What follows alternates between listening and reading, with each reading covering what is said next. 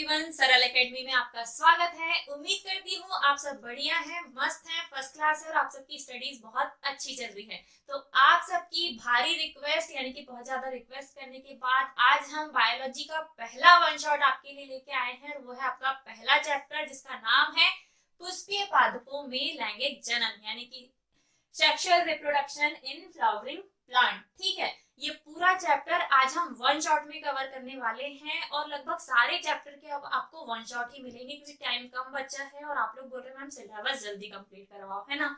तो बेटा I hope, मैं आपसे ये उम्मीद करती हूँ कि आज आप इस वीडियो को खूब सारा प्यार देंगे, वीडियो को पूरा देखेंगे, अंत तक बने रहेंगे और कहीं कोई डाउट अगर फिर भी रह जाए तो बिल्कुल आप हमें कमेंट करके अपने आंसर पूछ सकते हो। हम पूरी कोशिश करेंगे कि उस टॉपिक को अलग से हम एक सिंगल वीडियो में कवर कर दें। बाकी जितने इस चैप्टर में इंपॉर्टेंट क्वेश्चन है वो सब आज हम इस लॉन्ग वीडियो में, जिसे आप अपनी लैंग्वेज में क्या कहते हो, वन शॉट, उसमें कवर करेंगे। तो चलिए स्टार्ट करते हैं। स्टार्ट करने के पहले मैं इस चैप्टर के बारे में आपको थोड़ी सी जानकारी देना चाहूंगी कि आपको आज पढ़ना क्या। ये मैंने बहुत शॉर्ट पॉइंट बना के लिखी हूँ, मतलब यहाँ पे ऐसा नहीं है कि सिर्फ यही टॉपिक, इनके अंदर बीच में सारी चीजों को विथ डिटेल हम इम्पोर्टेंट जितना है आपका लगभग 90% तो आज हम कवर कर लेंगे। ठीक है, और जिस टाइप के आपके ऑब्जेक्टिव टाइप इस चैप्टर से बनते हैं, कितने नंबर का ये चैप्टर है, ये सारी बातें मैं आपको बताऊंगी। ठीक है, जो बच्चे एमपी बोर्ड वाले हैं उनके लिए तो यूनिट सिस्टम है।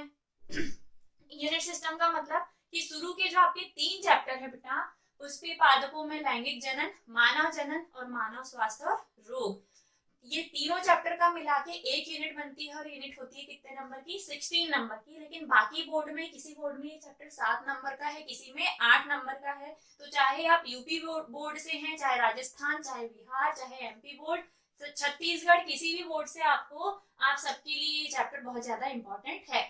तो शुरू करें, ठीक है, चलिए समझते हैं। इस चैप्टर के बारे में अगर मैं बात करूं तो आपको पूरी बात किस पे करनी है आज, फ्लावर्स के ऊपर, फ्लावर के सारे अंग, उनमें रिप्रोडक्शन यानी कि निषेचन कैसे होता है, फूलों के अंदर बीज का निर्माण कैसे होता है, कैसे ये नए पौधों को जन्म देते हैं, मतलब बीज कैसे नए पौधों को जन्म देता है, इस पूरी प्रक्रिया को आज आपको डिटेल में समझना है। ठीक है, तो बस दिल थाम के बैठो और भागना नहीं छोड़ के बीच में।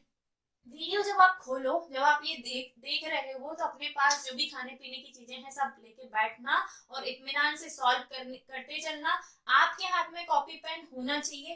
पूरा मैं जो कवर कराऊंगी बेटा वो एनसीईआरटी बेस्ड होता है, मतलब मैं किसी रेफरेंस का यूज नहीं करती। ज्यादातर चीजें आपकी एनसीईआरटी से रिलेटेड ही मिलेंगी और कंटेंट आपको एनसीईआरटी का ही मिलेगा। ठीक है, तो इस चैप्टर में आज आप पढ़ोगे क्या क्या, पहले तो पुष्प की संरचना, की फूल होता कैसा है, उसकी अनुप्रस्थ काट, जब आप उसको खड़े सेक्शन में काट के देखते हो तो उसका स्ट्रक्चर कैसा दिखाई देता है, उसके सारे अंग, इनको समझने के बाद ये जो है आप ये 10th और 11th में भी पढ़ के आए होंगे तो ये आपके लिए कुछ डिफिकल्ट नहीं होगा। जब ये समझ लोगे तो इसके आगे हम पहुंचेंगे पुष्प के अंगों पर, और कौन से अंगों को समझना है, तो जो इसके लैंगिक अंग हैं। लैंगिक अंग मतलब नर और मादा भाग। नर भाग होता है बेटा पुंकेसर, पुंकेसर के अंदर होने वाली प्रक्रिया है लघु बीजाणु जनन, इसे आप समझेंगे। लघु बीजाणु जनन के बाद आप समझेंगे नर युग्मक उद्भिद का विकास और इसके अंदर परागकणों का निर्माण कैसे होता है। ठीक है, किसके अंदर, पुंकेसर के अंदर, मतलब विथ डिटेल पुंकेसर की संरचना आपको समझनी है और इसके अंदर जो जो हो रहा है और जिस भी प्रक्रिया के थ्रू परागकणों का निर्माण हो रहा है हमें वो समझना है। सेम इसी प्रकार हम फिर मादा भाग यानी कि स्त्री केसर को समझेंगे। स्त्री केसर के अंदर गुरु बीजाणु जनन कैसे होता है, मादा युग्मक कैसे बनते हैं और बीजाणु की संरचना क्या है। ठीक है, इसके बाद हमें समझना है पराग स्त्री केसर संकर्षण। ये वर्ड है आपकी एनसीईआरटी का, जिसे आप निषेचन या फर्टिलाइजेशन भी कहते हैं। और इसको समझने के बाद आप निषेचन के बाद की संरचनाएं यानी कि भ्रूण निर्माण, बीज निर्माण, अनिषेक जनन, असंग जनन, ये सारा कुछ पढ़ने वाले हैं। तो ये रही चैप्टर की ब्रीफिंग। स्टार्ट करते हैं हम पुष्प की संरचना से। तो चलिए आगे बढ़ते हैं और समझते हैं सबसे पहले कि पुष्प की संरचना कैसी होती है। तो जोश है ना, हाउ इज द जोश, कमेंट करके बताओ कि आप एक्साइटेड हो या नहीं। ठीक है, one of my favourite chapter Pushpi पादपों में लैंगिक जनन, और इसके बाद में मानव जनन को वन शॉट में कवर करवाऊंगी। इसके बाद सीधे हम मानव जनन कवर करेंगे। तो सबसे पहले हम समझते हैं पुष्प की संरचना, कि फ्लावर का स्ट्रक्चर कैसा होता है और इसमें क्या क्या संरचनाएं होती हैं। किसी भी फूल को जब हम अनुप्रस्थ काट मतलब खड़े सेक्शन में काट के देखें तो उसका स्ट्रक्चर कुछ ऐसा दिखाई देता है। बीच वाला हिस्सा होता है मादा भाग, और मादा भाग 3 पार्ट्स से मिलकर बना होता है। आइट साइड में बेटा लगे होते हैं नर भाग, जिसे हम कहते हैं पुंकेसर। एक एक स्ट्रक्चर को अलग अलग समझेंगे। अभी सिर्फ चूंकि आप ये सब पढ़ चुके होंगे, आप लोगों के लिए ये कुछ नया नहीं है ना, तो मैं इतना स्लो नहीं पढ़ाऊंगी जितनी कि आप मतलब कुछ बच्चे से उम्मीद करेंगे कि मैडम बहुत धीरे धीरे धीरे धीरे आगे बढ़ेंगी। तो नहीं, एग्जाम सर पे हैं, आपके पास सिर्फ 1.5 महीना है, तो 1.5 महीने के अकॉर्डिंग ही हम आज थोड़ा सा फास्ट पिच में चैप्टर 1 का एक तरीके से रिवीजन कर रहे हैं समझते हुए। ठीक है, ये है पुष्प का मादा भाग। मादा भाग को कहा जाता है, ये पूरा स्ट्रक्चर यहाँ से यहाँ तक, ये पूरी संरचना कहलाती है बेटा पुष्प का मादा भाग, जिसे स्त्री केसर कहते हैं। स्त्री केसर 3 भागों से मिलकर बना होता है। सबसे ऊपर वाली संरचना होती है वर्तिकाग्र, सबसे ऊपर वाला स्ट्रक्चर कहलाता है वर्तिकाग्र। बीच में ये जो डंडी नुमा संरचना आपको दिखाई दे रही है ये होता है वर्तिका, और नीचे वाला ये जो स्ट्रक्चर है इसे कहा जाता है अंडाशय। ठीक है, वर्तिकाग्र, वर्तिका और अंडाशय, और ये तीनों संरचनाएं मिलकर कहलाती हैं पुष्प का मादा भाग यानी कि स्त्री केसर। ठीक है, क्या क्या बोला मैंने, स्टिग्मा स्टाइल ओवरी, वर्तिकाग्र, वर्तिका और अंडाशय। अंडाशय के अंदर एक संरचना पाई जाती है, इस संरचना का नाम है बेटा बीजांड। आगे हम इसको विस्तृत उसमें कवर करेंगे।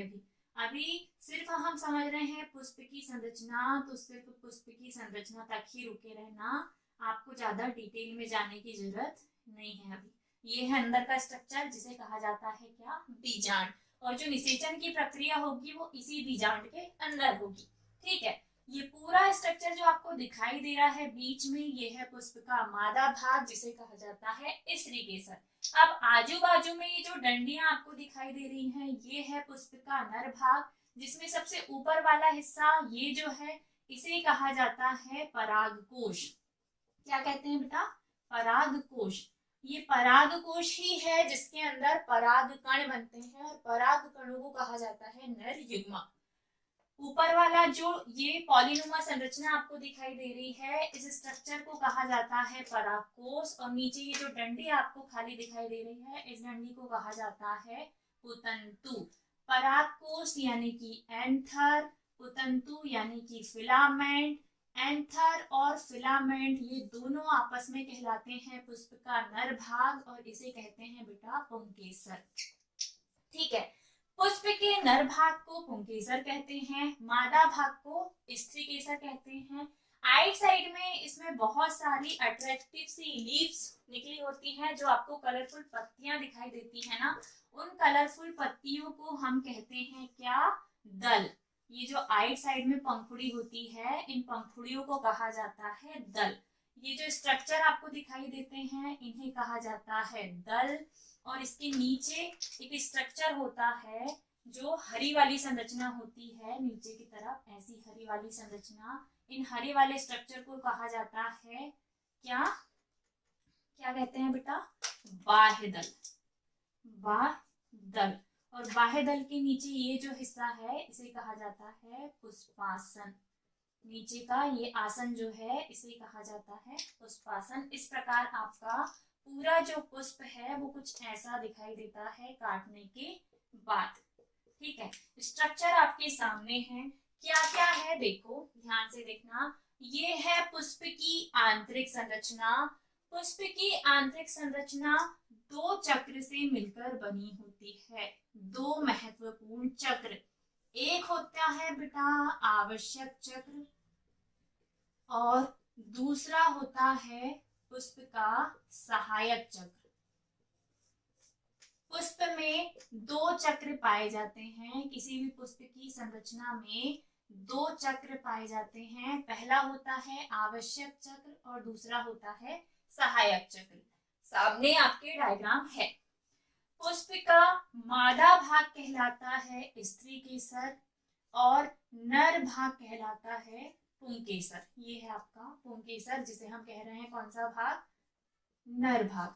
अगर स्त्री केसर की संख्या किसी पुष्प में एक है तो वो स्त्री केसर है, लेकिन स्त्री केसर भी अगर समूह के रूप में है, गुच्छे के रूप में है, तो स्त्री केसर का समूह जो है वो कहलाता है जायांग, और जायांग को इंग्लिश में कहते हैं गायनोसियम। गायनी से याद रखोगे, जो लेडी डॉक्टर होती है उसे क्या कहते हैं, गायनी। तो जो जायांग है वो मादा भाग है, मादा मतलब लेडी, तो जायांग, जायांग को इंग्लिश में बोलेंगे गायनोसियम। ठीक है, चलिए नर भाग को कहते हैं पुंकेसर। ये भी अगर संख्या में एक है तो पुंकेसर, लेकिन पुंकेसर अगर समूह में है तो पुंकेसर का जो समूह है वो कहलाता है बेटा पुमंग, और पुमंग को इंग्लिश में कहते हैं एंड्रोशियम। क्या कहते हैं, एंड्रोशियम। चलो देखो, किसी भी पुष्प में दो चक्र होते हैं, एक होता है आवश्यक चक्र और दूसरा होता है सहायक चक्र। कैसे, तो जो स्त्री केसर है वो आवश्यक है, पुंकेसर भी आवश्यक है, क्योंकि इन भागों के बिना ये अगली पीढ़ी को जन्म नहीं दे पाएगा। तो आवश्यक चक्र में दो ही भाग आते हैं, एक है पुंकेसर और दूसरा है बेटा स्त्री केसर। और अगर हम सहायक चक्र की बात करें तो जो पत्तियां हैं, पंखुड़ियां, ये भी अगर संख्या में एक है तो दल, और इनका अगर गुच्छा है तो दलपुंज कहलाता है। तो सहायक चक्र में जो पहली संरचना है वो है दलपुंज, और दूसरी संरचना है बेटा बाह्य दल। भी अगर एक है तो बाह्य दल होगा, लेकिन बाह्य दल का गुच्छा कहलाता है बाह्य दल पुंज। पुंज का मतलब होता है गुच्छा। एक पेन है तो पेन और पेन का गुच्छा बना दिया तो बस गुच्छा बन गया। ठीक इसी प्रकार किसी भी पुष्प में दलों की संख्या एक है तो वो दल होगा, दलों की संख्या ढेर सारी है तो गुच्छे के रूप में दल पुंज। बाह्य दल भी किसी पुष्प में एक नहीं होता, ढेर सारे होते हैं, इन्हें कहा जाता है बाह्य दल पुंज।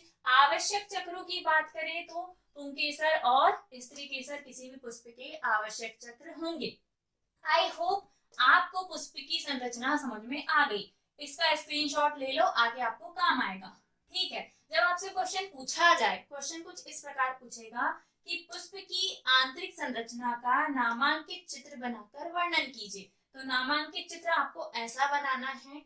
साथ ही साथ जब आप वर्णन करोगे तो आप बोलोगे इसके दो चक्र होते हैं, एक होता है आवश्यक चक्र और दूसरा होता है सहायक चक्र। आवश्यक चक्र में आप लिखेंगे साइड हेडिंग पुंकेसर, और पुंकेसर में लिखोगे कि यह पुष्प का नर भाग होता है। पुंकेसर के समूह को पुमंग कहते हैं। पुंकेसर दो भागों से मिलकर बना होता है, परागकोश और पुतंतु।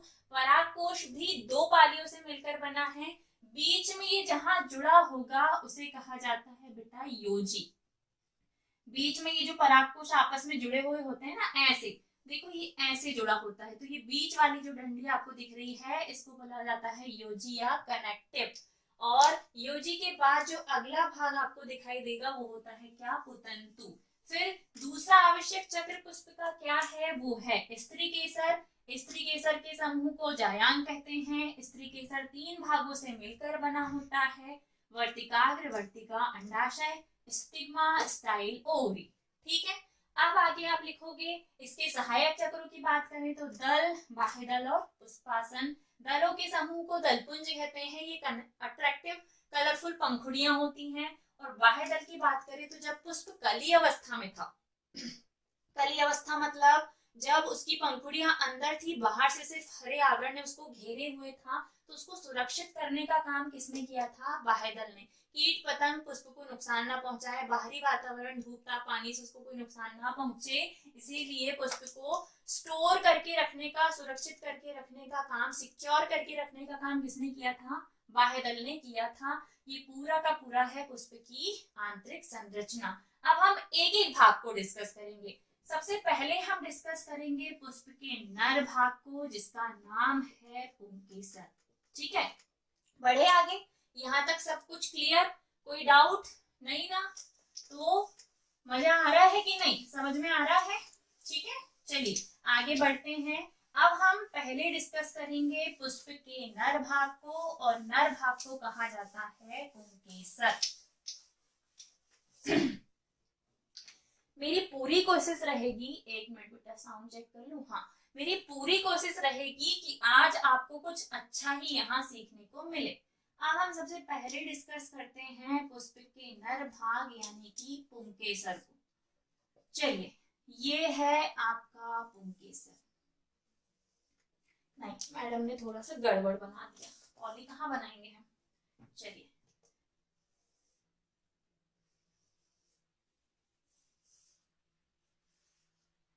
ये है बेटा क्या, पुंकेसर। पुंकेसर का सबसे ऊपरी हिस्सा जो है ये कहलाता है परागकोश।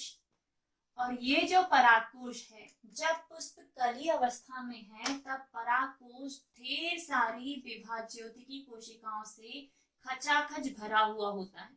परागकोश के अंदर ढेर सारी मेरिस्टेमेटिक सेल जो है वो ऐसे भरी हुई होती है। पूरा परागकोश खचाखच फुल बिल्कुल कोशिकाओं से भरा हुआ है। ठीक है, हमें कुछ नहीं दिखाई दे रहा कि अंदर कहाँ योजी है, कहाँ कनेक्टिव है। पूरा परागकोश ढेर सारी कोशिकाओं से भरा हुआ है। इन कोशिकाओं को कहा जाता है बेटा विभाज्योतिकी कोशिकाएं, मेरिस्टेमेटिक सेल या विभाज्योतिकी कोशिकाएं। अब उद्देश्य क्या है हमारा, डंडी तो पुतंतु है, पुतंतु ही रहेगी, इसमें कोई चेंज नहीं आने वाला, इसका कोई काम नहीं है, सिर्फ ये इसको जोड़े रखता है नीचे पुष्पासन से। ठीक है, तो इसको भूल जाओ, हमें सिर्फ किसको खोल के देखना है, परागकोश को। जब हम परागकोश को बीच से ऐसे काटते हैं, बीच से ऐसे आप काट के देखते हो तो आपको कुछ ऐसा स्ट्रक्चर दिखाई देगा।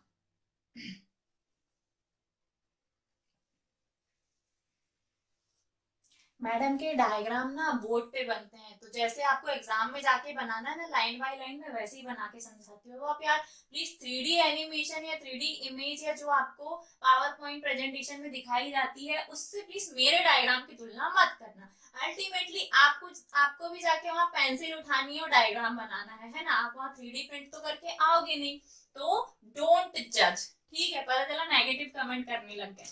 चलिए, मैंने क्या बोला, अब आपको परागकोश को काटना है बीच से आड़ा, और काट के देखना है। तो काट कर जब आप देखते हो इसका स्ट्रक्चर कुछ ऐसा दिखाई देता है।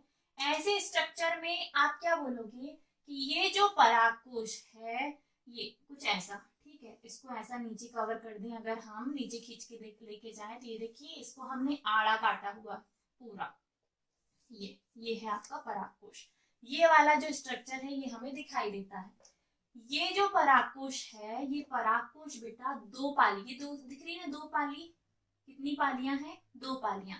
तो परागकोश दो पालियों से मिलकर बना है, दो पालियों से मिलकर बना है।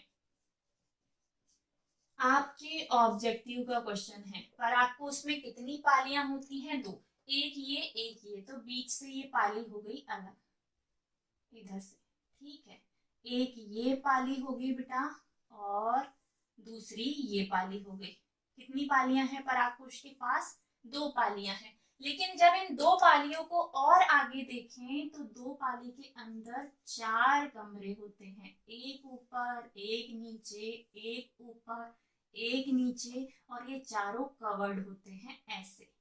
और ये कब की संरचना होती है, जब परागकोश मैच्योर होता है। ठीक है, मैच्योर मतलब जब उसके अंदर पराग कणों का निर्माण होना चालू हो गया। देखो, अब ध्यान से सुनना, अब क्या ध्यान से सुनना है, तो देखिए, परागकोश ढेर सारी विभाज्योतिकी कोशिकाओं से मिलकर बना होता है। ये विभाज्योतिकी कोशिकाएं बार बार विभाजन करती हैं और परागकोश के ढेर सारे स्तरों का निर्माण करती हैं। सबसे पहले बाहर की तरफ परागकोश का एक स्तर बनता है जिसे कहा जाता है बाह्य स्तर, परागकोश का बाह्य स्तर। फिर अंदर की तरफ एक स्तर बनता है जिसे कहा जाता है मध्य स्तर। फिर मध्य स्तर के ठीक नीचे एक स्तर बनता है जिसे कहा जाता है टैपेटम, और टैपेटम के भी नीचे एक स्तर बनता है जिसे कहा जाता है अंतः स्तर। ठीक है, कितने स्तर हो गए टोटल, चार। ध्यान से सुनिएगा क्योंकि यहाँ से भी 2 नंबर का क्वेश्चन उठाने वाली हूँ मैं भी। और जब अंतः स्तर बन गया तो इसके अंदर ढेर सारे परागकणों का निर्माण होगा। ठीक है, इतनी डिटेल में पढ़ाने का टाइम नहीं कि तुमको पूरा अंदर तक घुस के मैं बताऊं, लेकिन जितना अभी तुम्हारे एग्जाम में काम का है उतना तो मैं बताऊंगी। क्वेश्चन है आपका, जो प्रश्न पूछा जाएगा वो ये है कि पराग कोश की संरचना का वर्णन कीजिए। अगर आपसे सीधे सीधे पराग कोश की संरचना पूछा तो आपको ये डायग्राम बना के यही वर्णन करना है कि इस पराग कोश अनेक विभाज्योति की कोशिकाओं से मिलकर बना होता है। विभाज्योति कोशिकाएं विभाजन करके बार बार विभाजन करके परागकोश के ढेर सारे स्तरों का निर्माण करती है। परागकोश में एक बाह्य स्तर पाया जाता है, फिर एक मध्य स्तर बनता है, मध्य स्तर के ठीक नीचे टैपिटम और टैपिटम के नीचे अंतः स्तर। मध्य स्तर कुछ समय बाद खत्म हो जाता है, बचता है सिर्फ बाह्य टैपिटम और अंतः स्तर। टैपिटम की यहाँ महत्वपूर्ण भूमिका होती है। ठीक है, टैपिटम अपना एक महत्वपूर्ण रोल अदा करता है। फिर अंदर की तरफ पराग कणों का निर्माण होता है। ये जो परागकण है ये भी इन्हीं कोशिकाओं के विभाजन से बने हैं। इसको और मैं अलग क्वेश्चन में भी बताऊंगी। अगर तुमसे कहा जाए कि पराग कोश कितने स्तरों से मिलकर बना है तो 4, बाह्य मध्य अंतः स्तर, और अंतः स्तर और मध्य स्तर के ठीक बीच में पाया जाता है टैपिटम। मध्य स्तर थोड़े समय बाद खत्म हो जाता है, टैपिटम बचा रहता है। टैपिटम का काम होता है बेटा, टैपिटम एक स्तर है किसका, परागकोश का, जो मध्य स्तर के ठीक नीचे में है। टैपिटम का कार्य है नवीन बन रहे पराग कणों को पोषण देना, नवीन बन रहे पराग कणों को पोषण देना। टैपिटम का काम है नवीन बन रहे पराग कणों को पोषण देना। साथ ही साथ जो परागकण अंदर बन रहे हैं ना, उनमें भी लेयर बनेगी, उनमें भी बाह्य मध्य अंतः स्तर बनेगा, वो मैं अलग से बताऊंगी। लेकिन परागकणों का जो सबसे बाहरी स्तर है, साथ ही परागकण का जो सबसे बाहरी स्तर है उसे कहा जाता है बेटा एक्साइन। परागकण की एक्साइन का निर्माण करना। 2 नंबर वाला क्वेश्चन है ये, क्या ऑब्जेक्टिव में पूछ सकता है कि व्हाट इज टैपिटम या टैपिटम क्या है। तो टैपिटम आप बोलोगे कि यह परागकोश का एक स्तर है जो मध्य और अंतः स्तर के ठीक बीच में स्थित होता है। टैपिटम का कार्य है नए बन रहे परागकणों को पोषण प्रदान करना ताकि वो बन सके, उनका निर्माण हो सके। साथ ही साथ परागकणों की जो एक्साइन है उनका निर्माण करना, मतलब परागकण के बाह्य स्तर का निर्माण करना। अब आप बोलोगे मैडम ये परागकण क्या है, तो परागकण बेटा नर युग्मक है, और यही नर युग्मक जब मादा युग्मक से मिलेंगे तो निषेचन की प्रक्रिया होगी और आपको बीज मिलेंगे, और उसी बीज को जब आप कहीं रोप दोगे तो आपको एक नया पौधा मिल जाएगा। तो परागकण क्या है, नर युग्मक। ठीक है, इन नर युग्मक के निर्माण की प्रक्रिया ही हम समझ रहे हैं, लेकिन जिसके अंदर ये प्रक्रिया हो रही है उस चैम्बर का नाम है क्या, परागकोश। कोश मतलब कमरा, किसका कमरा, पराग का, यानी कि पराग कण का कमरा। ठीक है, यहाँ तक समझ में आया। यहाँ तक सिर्फ हमने ये समझा है कि परागकोश होता कैसा है, कैसे इसके अंदर क्या बोलते हैं परागकण बनते हैं। अब आगे देखें, एक और बात मैंने ये बताया, परागकोश 2 पालियों से, एक चैम्बर ये दूसरा चैम्बर, 2 पालियों से मिलकर बना होता है, 2 पालियों से मिलकर बना होता है, लेकिन 4 कोष्ठीय संरचना है। आप इसे बोलोगे द्विपाली और 4 कोष्ठीय संरचना है। देखो 1 2 3 4 चैम्बर आपको दिखाई दे रहे हैं, तो आप बोलोगे पालियां मतलब डब्बे जो इसमें बने हैं, पालियां तो 2 हैं जो हमको 2 दिखाई देती हैं, लेकिन 2 पालियों के अंदर कमरे कितने हैं, 4। तो आपसे ऑब्जेक्टिव में बना के पूछ सकता है कि परागकोश कैसी संरचना है, तो परागकोश द्विपालिक बट 4 कोष्ठीय संरचना है। पालियां इसमें 2 होती हैं, चैम्बर्स यानी कि कोष्ठ इसमें 4 होते हैं। ठीक है, यहाँ तक क्लियर। टैपिटम का कार्य मैंने आपको बता दिया, आपको समझ में आ गया कि टैपिटम का काम क्या है। अब बढ़ते हैं हम आगे। आगे क्या, तो अभी हमारा पुंकेसर खत्म नहीं हुआ है ना। पुंकेसर में अभी हमने सिर्फ परागकोश को काट के देखा है। अब हम देखेंगे कि परागकोश के अंदर पराग कणों का निर्माण कैसे होता है। ठीक है, परागकोश के अंदर परागकोश में पराग कणों के निर्माण की प्रक्रिया, पराग कणों के निर्माण की प्रक्रिया, और इसी प्रक्रिया का नाम है बेटा लघु बीजाणु जनन।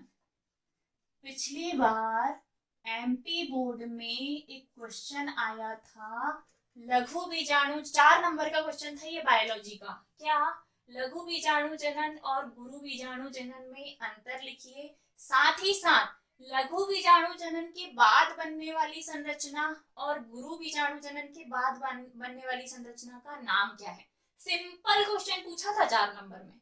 और इस चैप्टर से एक तो पूछा था लघु बीजाणु जनन गुरु बीजाणु जनन में अंतर, इनके बाद बनने वाली संरचना का नाम।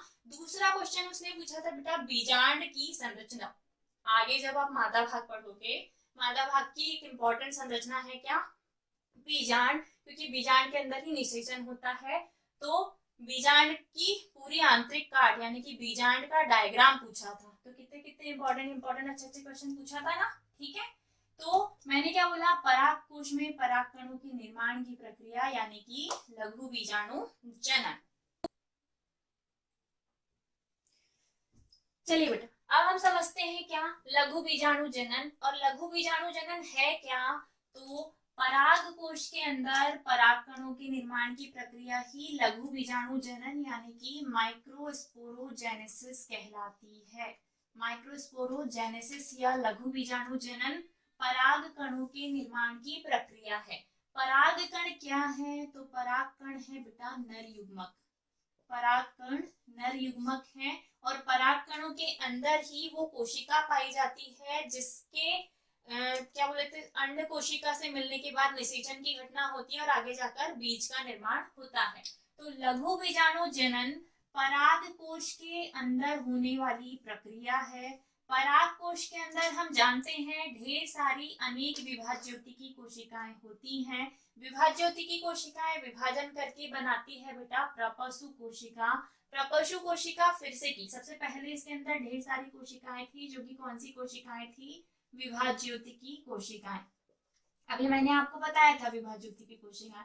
विभाज्योतिकी कोशिकाएं आगे जाकर विभाजन करती है और बनाती है प्रपशु कोशिका।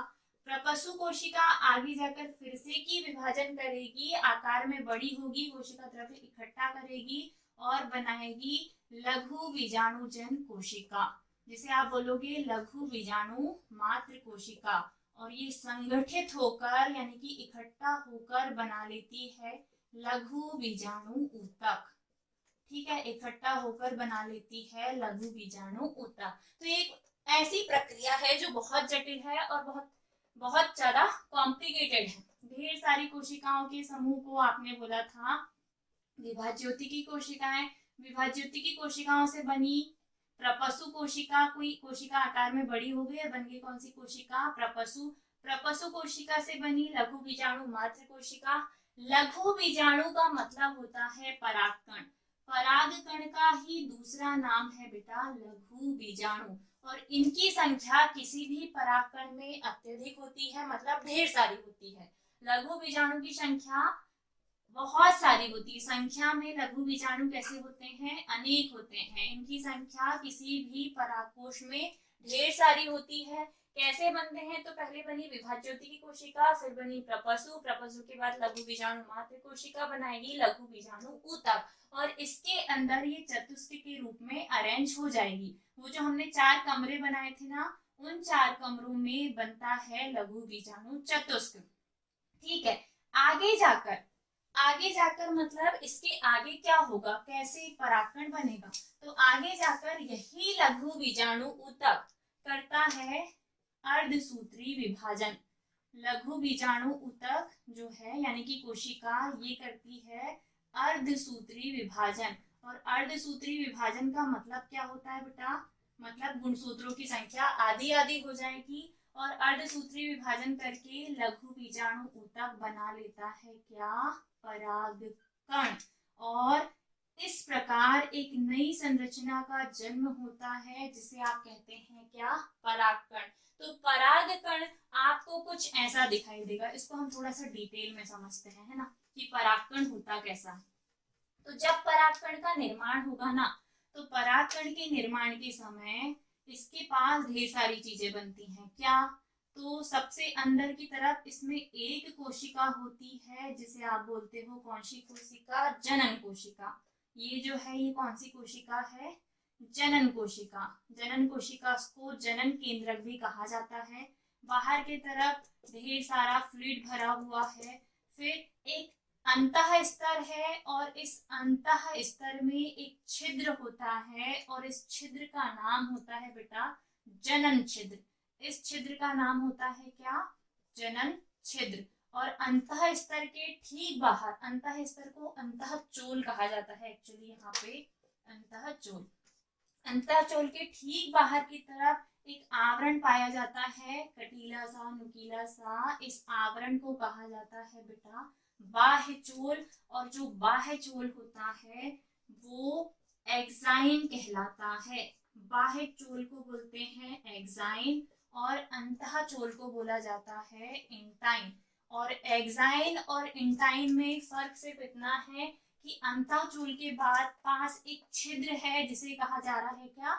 जनन छिद्र। जनन छिद्र या जर्म पोर। और ये जो स्ट्रक्चर आप बना रहे हो ये किसकी संरचना है? परागकण की। और जब ये मैच्योर होगा ना परागकण, जब ये मैच्योर होगा ना तब ये एक कोशिका विभाजन करती है और दो कोशिकाओं में बट जाती है। पहली तो वही जनन कोशिका और दूसरी होती है वर्धी कोशिका। पहली वाली होती है जनन कोशिका, ये है बेटा आपकी जनन कोशिका। और दूसरी वाली होती है वर्धी कोशिका या वर्धी केंद्रक भी कहते हैं। ठीक है, कोशिका जब ये कोशिका द्रव्य को अपने आइट साइड के कोशिका द्रव्य को इकट्ठा कर ले तब ये होती है कोशिका, अदरवाइज ये क्या है? केंद्रक है। तो जनन कोशिका ने एक बार और समसूत्री विभाजन किया, दो नई कोशिकाओं में बढ़ गई, एक है जनन कोशिका और दूसरी वाली होती है वर्धी कोशिका। इनके काम भी अलग अलग है। निषेचन में जनन कोशिका भाग लेगी, क्यों? क्योंकि इसके अंदर जनन केंद्रक है। और ये जनन कोशिका होती है बेटा अगुणित। अगुणित का मतलब अर्धसूत्री विभाजन के बाद बनी संरचना, क्योंकि ये अगुणित है। अंड कोशिका अगुणित होगी और अगुणित अगुणित मिलकर ये द्विगुणित संरचना बनाएगी। ये कैसी है? जनन कोशिका अगुणित है। ठीक है, ये पूरा का पूरा जो स्ट्रक्चर है ये है परागकण की संरचना। अब ध्यान से देखना, मैंने थोड़ी देर पहले आपको टैपिटम बताया था। टैपिटम पराग कोश का एक स्तर होता है जिसका काम होता है नए बन रहे परागकणों को पोषण प्रदान करना और परागकण की एक्साइन का निर्माण करना। तो ये जो आवरण आपको रेड कलर में मैंने बना के दिखाया है ये है क्या? परागकण की बाहरी संरचना जिसे कहा जाता है बाह्य चोल या एक्साइन। यहाँ तक क्लियर? ठीक है, जो डिफिकल्ट चीजें हैं जो बिना मतलब में आपका दिमाग खराब करती हैं उनको मैंने थोड़ा थोड़ा स्किप किया है ताकि आपका वीडियो बहुत ज्यादा लंबा ना हो और आपको लगभग सारी चीजें समझ में आए। तो जो जो इम्पोर्टेंट है वो सब विथ डिटेल बताते चलूंगी, जो छोड़ते चलूंगी उसके लिए ज्यादा माइंड मत करना बेटा, वो ना पूछे जाना वाला टॉपिक है। ठीक है, तो देखो ये जो स्ट्रक्चर है ये काय का है? लघु बीजाणु का या परागकण का। परागकण की बाहरी वाली संरचना को, बाहरी वाले स्तर को कहते हैं बाह्य चोल, अंदर वाले स्तर को कहते हैं अंतः चोल या इंटाइन। इंटाइन में एक छिद्र होता है जिसे कहा जाता है जनन छिद्र। इसका काम आपको आगे पता चलेगा। इसके अंदर दो प्रकार की कोशिकाएं या दो प्रकार के केंद्रक हैं, एक है जनन कोशिका और दूसरी है वर्धी कोशिका। जनन कोशिका अगुणित होती है, हैप्लॉइड होती है। वर्धी कोशिका का काम है जनन कोशिका को आगे पोषण प्रदान करना। कब तक? वो आपको आगे पता चलेगा। यहाँ तक क्लियर? अब इस अवस्था में ये किसी परागकोश के अंदर है। ठीक है, ये इस अवस्था में किसी परागकोश के अंदर है, यहाँ पड़ा हुआ है, यहाँ ढेर सारे परागकण बन गए और ये हो गए मैच्योर। मैच्योर मतलब परिपक्व हो गए। परिपक्व होने के बाद जैसे ही परागकोश फटेगा पूरे के पूरे परागकण बाहर आएंगे, पूरे पूरे परागकण बाहर आएंगे और बाहर आकर किसी न किसी माध्यम से ये स्त्री भाग यानी कि स्त्री केसर के वर्तिकाग्र पर पहुंचेंगे। ठीक है, तो यहाँ तक क्लियर? क्योंकि इसके आगे मैं थोड़ा सा इसको कॉम्प्लिकेटेड करने वाली हूँ और वो कॉम्प्लिकेटेड स्ट्रक्चर आपको अब भी बना के दिखाती हूँ, जिसे हम कहते हैं, ये परागकण हो गया बेटा, ये है नर युग्मक, ये है नर युग्मक। नर युग्मक से नर युग्मकोद्भिद के विकास की प्रक्रिया का वर्णन कीजिए। आपसे अगला क्वेश्चन ऐसे बना के पूछ सकता है। मैंने क्या बोला? नर युग्मकोद्भिद, नर युग्मकोद्भिद के विकास की प्रक्रिया का वर्णन कीजिए। नर युग्मकोद्भिद के विकास की प्रक्रिया का वर्णन। तो अभी जो मैंने बताया, क्या बताया? ये है आपका परागकण। परागकण के अंदर एक है जनन कोशिका और दूसरी है वर्धी कोशिका, यानी कि एक जनन केंद्रक है और ये है आपका बेटा जनन छिद्र। ठीक है। अब होता क्या है कि ये जो परागकण है, इस परागकण की ये जो जनन कोशिका है ना, ये करती है बेटा समसूत्री विभाजन। क्यों? क्योंकि ये जाके गिरा है किसके ऊपर? वर्तिकाग्र के ऊपर। और वर्तिकाग्र पर ये जैसे ही पहुंचेगा ना परागकण, ये जैसे ही पहुंचेगा तो पहुंचने के बाद इसकी जो जनन कोशिका है वो जनन छिद्र के माध्यम से अंदर प्रवेश करती है। कहाँ? ये मादा भाग है, मादा भाग यानी कि स्त्री केसर। जब ये यहाँ प्रवेश करती है तो जनन छिद्र के माध्यम से एक नलिका का निर्माण करती है और थोड़े समय के बाद जनन कोशिका दो समान कोशिकाओं में बट जाती है। मतलब एक कोशिका से दो कोशिका का निर्माण हो जाता है और ये होता है समसूत्री विभाजन के बाद। कब होता है बेटा? समसूत्री विभाजन के बाद।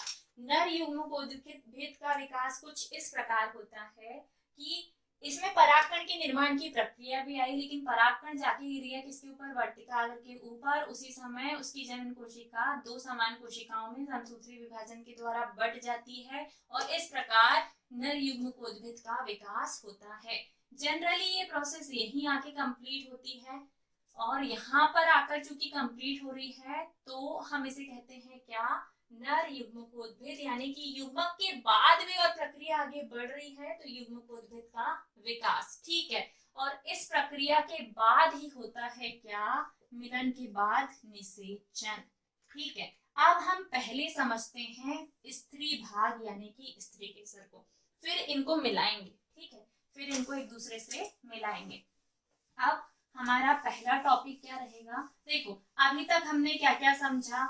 हमने समझा कि पुष्प की आंतरिक संरचना कैसी है। ठीक है। पुष्प की आंतरिक संरचना के बाद मैंने आपको परागकोश की संरचना बताई। परागकोश के अंदर परागकणों का स्ट्रक्चर बताया कि परागकणों का निर्माण कैसे होता है, साथ ही साथ नर युग्मकोद्भिद का विकास कैसे होता है। अब इस प्रकार आपका नर भाग जो है पुष्प का वो होता है कंप्लीट, यानी कि पुंकेसर की संरचना, उसके भाग, उसके अंदर परागकणों का निर्माण, यहाँ तक ये टॉपिक खत्म हुआ। अब आते हैं हम किस पर?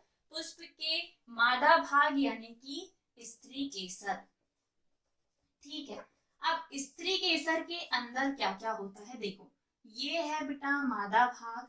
मादा भाग मतलब ऊपर की तरफ है वर्तिकाग्र, बीच में वर्तिका और नीचे की तरफ बड़ा सा स्ट्रक्चर जिसे हम कहते हैं क्या? अंडाशय। ठीक है, अंडाशय। अब स्त्री केसर तीन भागों से मिलकर बना है। ये है वर्तिकाग्र जहां पर आकर परागकण गिरते हैं, ये आके परागकण यहाँ गिर गया। ये है वर्तिका जो कि खोखली नलिका होती है जिसे स्टाइल भी कहते हैं। और ये अंडाकार संरचना है अंडाशय यानी कि ओवरी। ये क्या है बेटा? ओवरी। इस अंडाशय के अंदर एक स्ट्रक्चर पाया जाता है और इसी स्ट्रक्चर का नाम है बीजांड। ये जो स्ट्रक्चर आपको दिखाई दे रहा है यही स्ट्रक्चर कहलाता है बीजांड। बीजांड अंडाशय से जिस स्ट्रक्चर, जिस संरचना के द्वारा जुड़ा होता है, ये देखो ये है अंडाशय की दीवार। ठीक है। अंडाशय से ये जो बीजांड है, ये जिस संरचना के द्वारा जुड़ा होता है उसे कहा जाता है बेटा बीजांड ग्रंथ यानी कि फ्यूनिकल। बीजांड ग्रंथ या फ्यूनिकल। क्या बोला मैंने? बीजांड का निचला हिस्सा अंडाशय से जिस संरचना के द्वारा जुड़ा होता है उसे बीजांड ग्रंथ या फ्यूनिकल कहते हैं। और इस बीजांड ग्रंथ से ये पूरा का पूरा बीजांड जिस संरचना के द्वारा जुड़ा होता है उसे हाइलम कहते हैं। इसे क्या कहते हैं, हाइलम।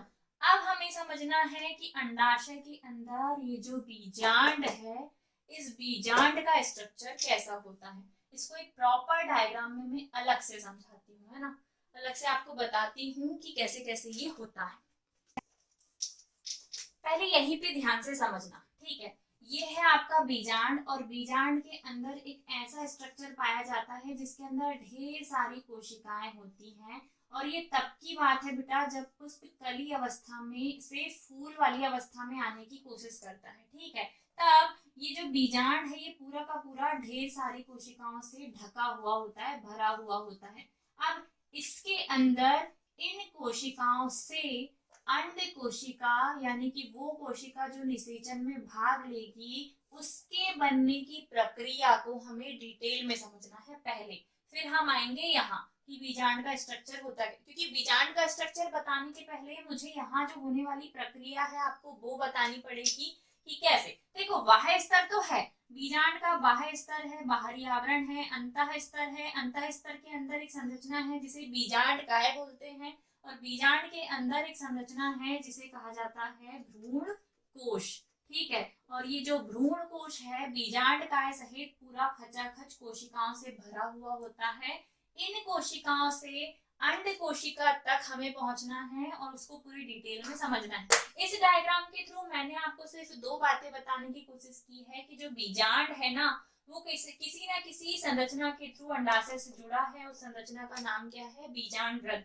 अब हमें पहले बीजांड के अंदर होने वाली प्रक्रिया समझनी है कि किस प्रक्रिया के थ्रू अंदर बीजांड में अंड कोशिका यानी कि अंडाणु बनते हैं, और उन्हीं अंडाणु से वो जो नर युग्मक है यानी कि परागकण की जनन कोशिका है वो मिलती है और आगे निषेचन की प्रक्रिया होगी, ठीक है। तो पहले हमें परागकोश के अंदर वाली संरचना समझनी है, सॉरी परागकोश नहीं, बीजांड, ठीक है।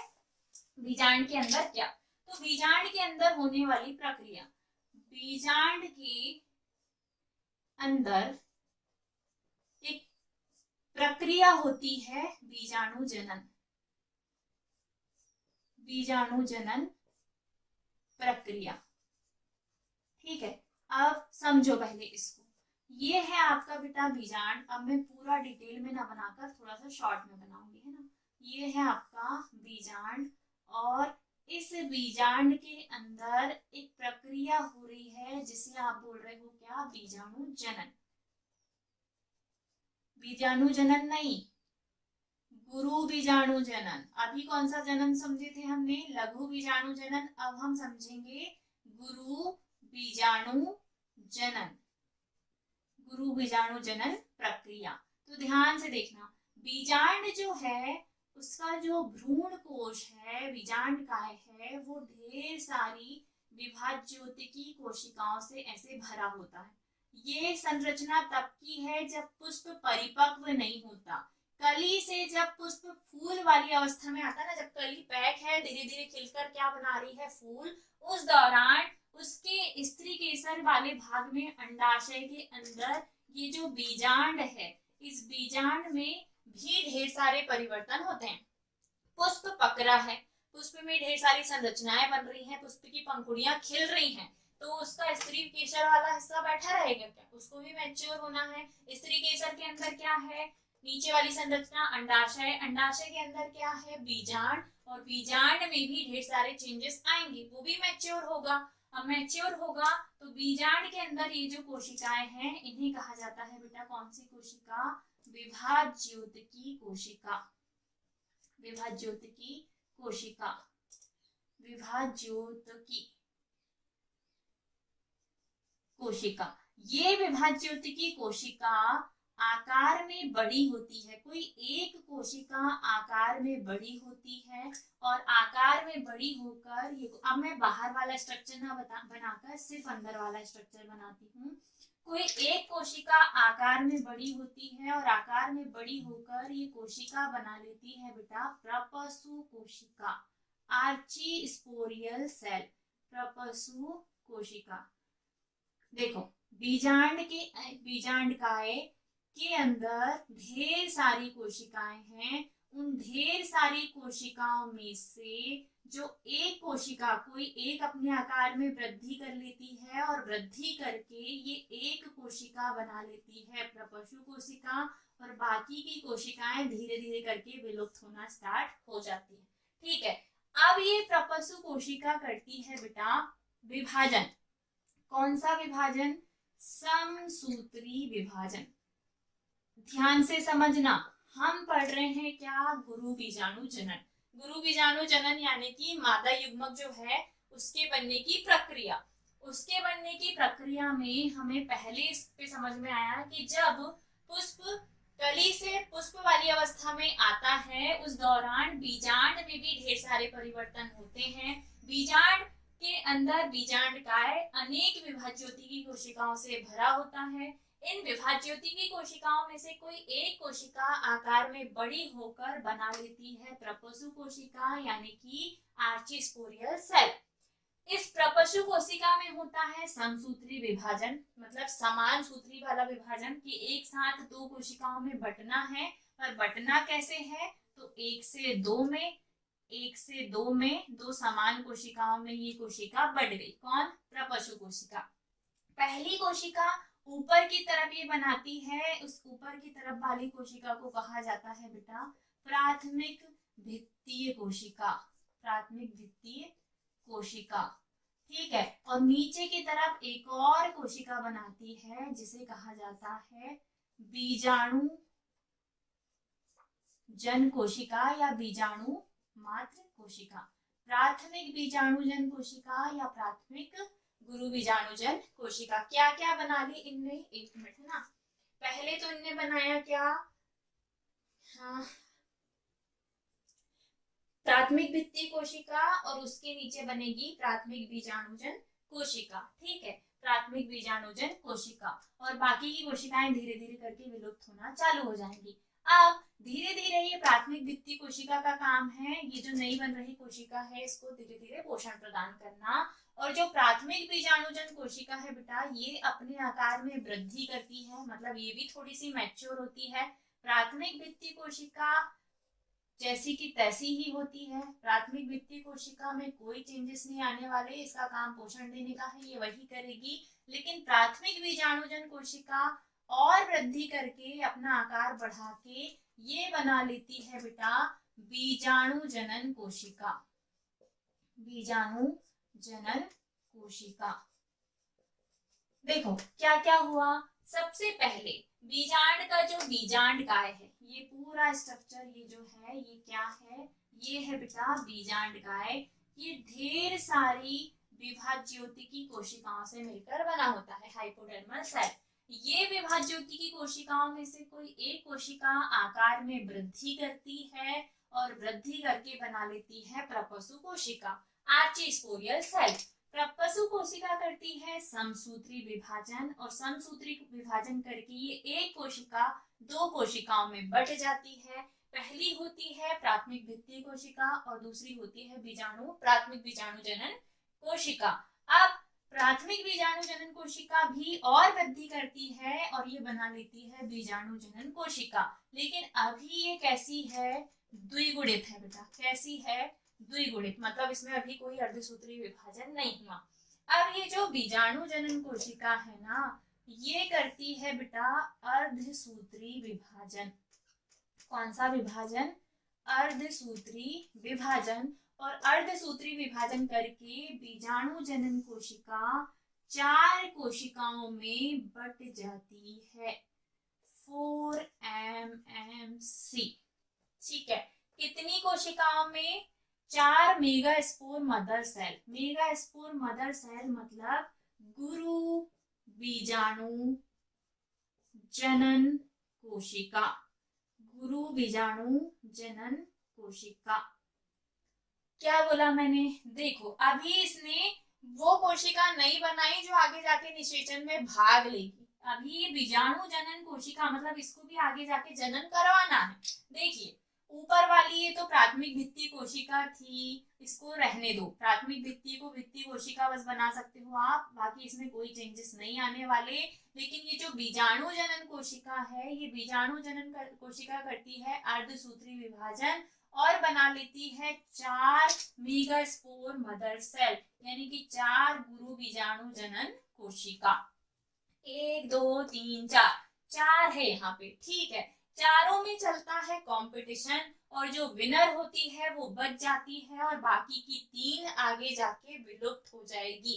इस पूरी प्रक्रिया को बोलते हैं गुरु बीजाणु जनन, ठीक है। गुरु बीजाणु जनन, या आप कह सकते हो इसको कि मादा युग्मक उद्भिद का विकास कैसे होता है, समझाइए। 1 मिनट, है ना। चलिए एक बार और मैं इसको बहुत अच्छे से समझाती हूँ। हम पढ़ रहे हैं बीजांड के अंदर होने वाली गुरु बीजाणु जनन प्रक्रिया।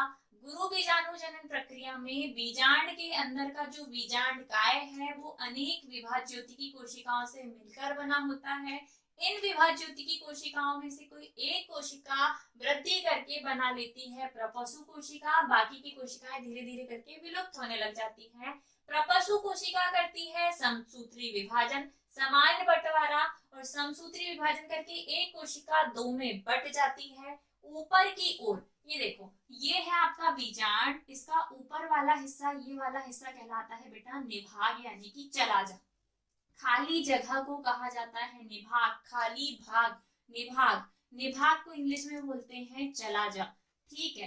तो ऊपर की ओर जिधर चला जा है उधर ही ये प्राथमिक भित्ति कोशिका और प्राथमिक बीजाणुजन कोशिका जाके बैठ जाती है, व्यवस्थित हो गई। अब प्राथमिक भित्ति कोशिका को कोई चेंज नहीं, कोई फर्क नहीं पड़ने वाला, इसका काम सिर्फ इसको पोषण देना है। और प्राथमिक बीजाणुजन कोशिका फिर से आकार में वृद्धि करेगी और बना लेगी बीजाणु जनन कोशिका। ये है प्राथमिक और ये बन गई आपकी बीजाणु जनन कोशिका। और ये बीजाणु जनन कोशिका में अभी अर्धसूत्री विभाजन नहीं हुआ है, मतलब ये जैसी थी वैसी ही है। और कैसी है, द्विगुणित है, हैप्लॉइड है, ठीक है, सॉरी डिप्लॉइड है। आगे बीजाणु जनन कोशिका करती है अर्धसूत्री विभाजन और समान आकार की 4 मेगास्पोर मदर सेल बना के यहाँ चतुष्क के रूप में व्यवस्थित हो जाती है। ये एक रेखीय चतुष्क है, सब एक के नीचे एक व्यवस्थित हो गया और 4 कोशिका है, इसीलिए हम क्या बोल रहे हैं, चतुष्क। और ये चारों की चारों बन गई क्या, गुरु बीजाणु जनन कोशिका। अब इन गुरु बीजाणु जनन कोशिका में से कोई एक कर लेगी वृद्धि और बाकी की 3 हो जाएगी खत्म। तो ऊपर की ओर रहेगी बेटा आपकी प्राथमिक भित्ति कोशिका और नीचे की ओर आपकी इकलौती कोशिका बचेगी जिसे आप बोलोगे गुरु बीजाणु, ठीक है, गुरु बीजाणु। ये बन गया आपका गुरु बीजाणु या गुरु बीजाणु जन कोशिका, ठीक है। 4 में से 3 धीरे धीरे करके विलुप्त हो जाएगी। ये चारों किधर व्यवस्थित होती है, तो विभाग के सिरे की ओर, जिनमें से 3 विलुप्त हो जाती है और एक अपना आकार बढ़ाकर एक परिपक्व गुरु बीजाणु का निर्माण करती है। इस प्रकार एक गुरु बीजाणु का निर्माण हुआ और इस प्रक्रिया को ही कहा जाता है गुरु बीजाणु जनन या मेगास्पोरोजेनेसिस, ठीक है। बीजांड के अंदर गुरु बीजाणु के निर्माण की प्रक्रिया को ही कहा जाता है गुरु बीजाणु जनन और इसमें ये पूरे डायग्राम बना के आपको समझाना है। अब इस गुरु बीजाणु से मादा युग्मक यानी कि अंड कोशिका का निर्माण कैसे होता है वो हम इसके आगे समझेंगे। यहाँ तक जो आपसे क्वेश्चन पूछेगा बेटा वो पूछेगा गुरु बीजाणु जनन क्या है, आपने गुरु बीजाणु का निर्माण करवा दिया।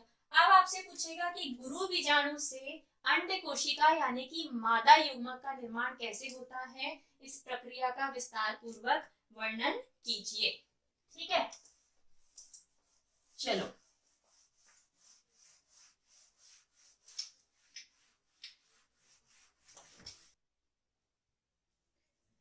चलिए अब हम समझेंगे मादा युग्मक यानी कि अंड कोशिका। मादा युग्मक यानी कि अंड कोशिका निर्माण की प्रक्रिया के निर्माण की प्रक्रिया।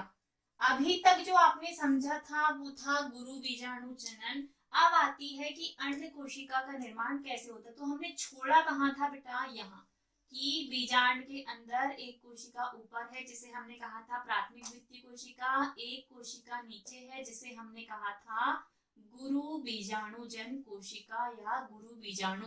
ये है बेटा गुरु बीजाणु जन कोशिका, या जिसे हम कहते हैं गुरु बीजाणु, मेगास्पोर।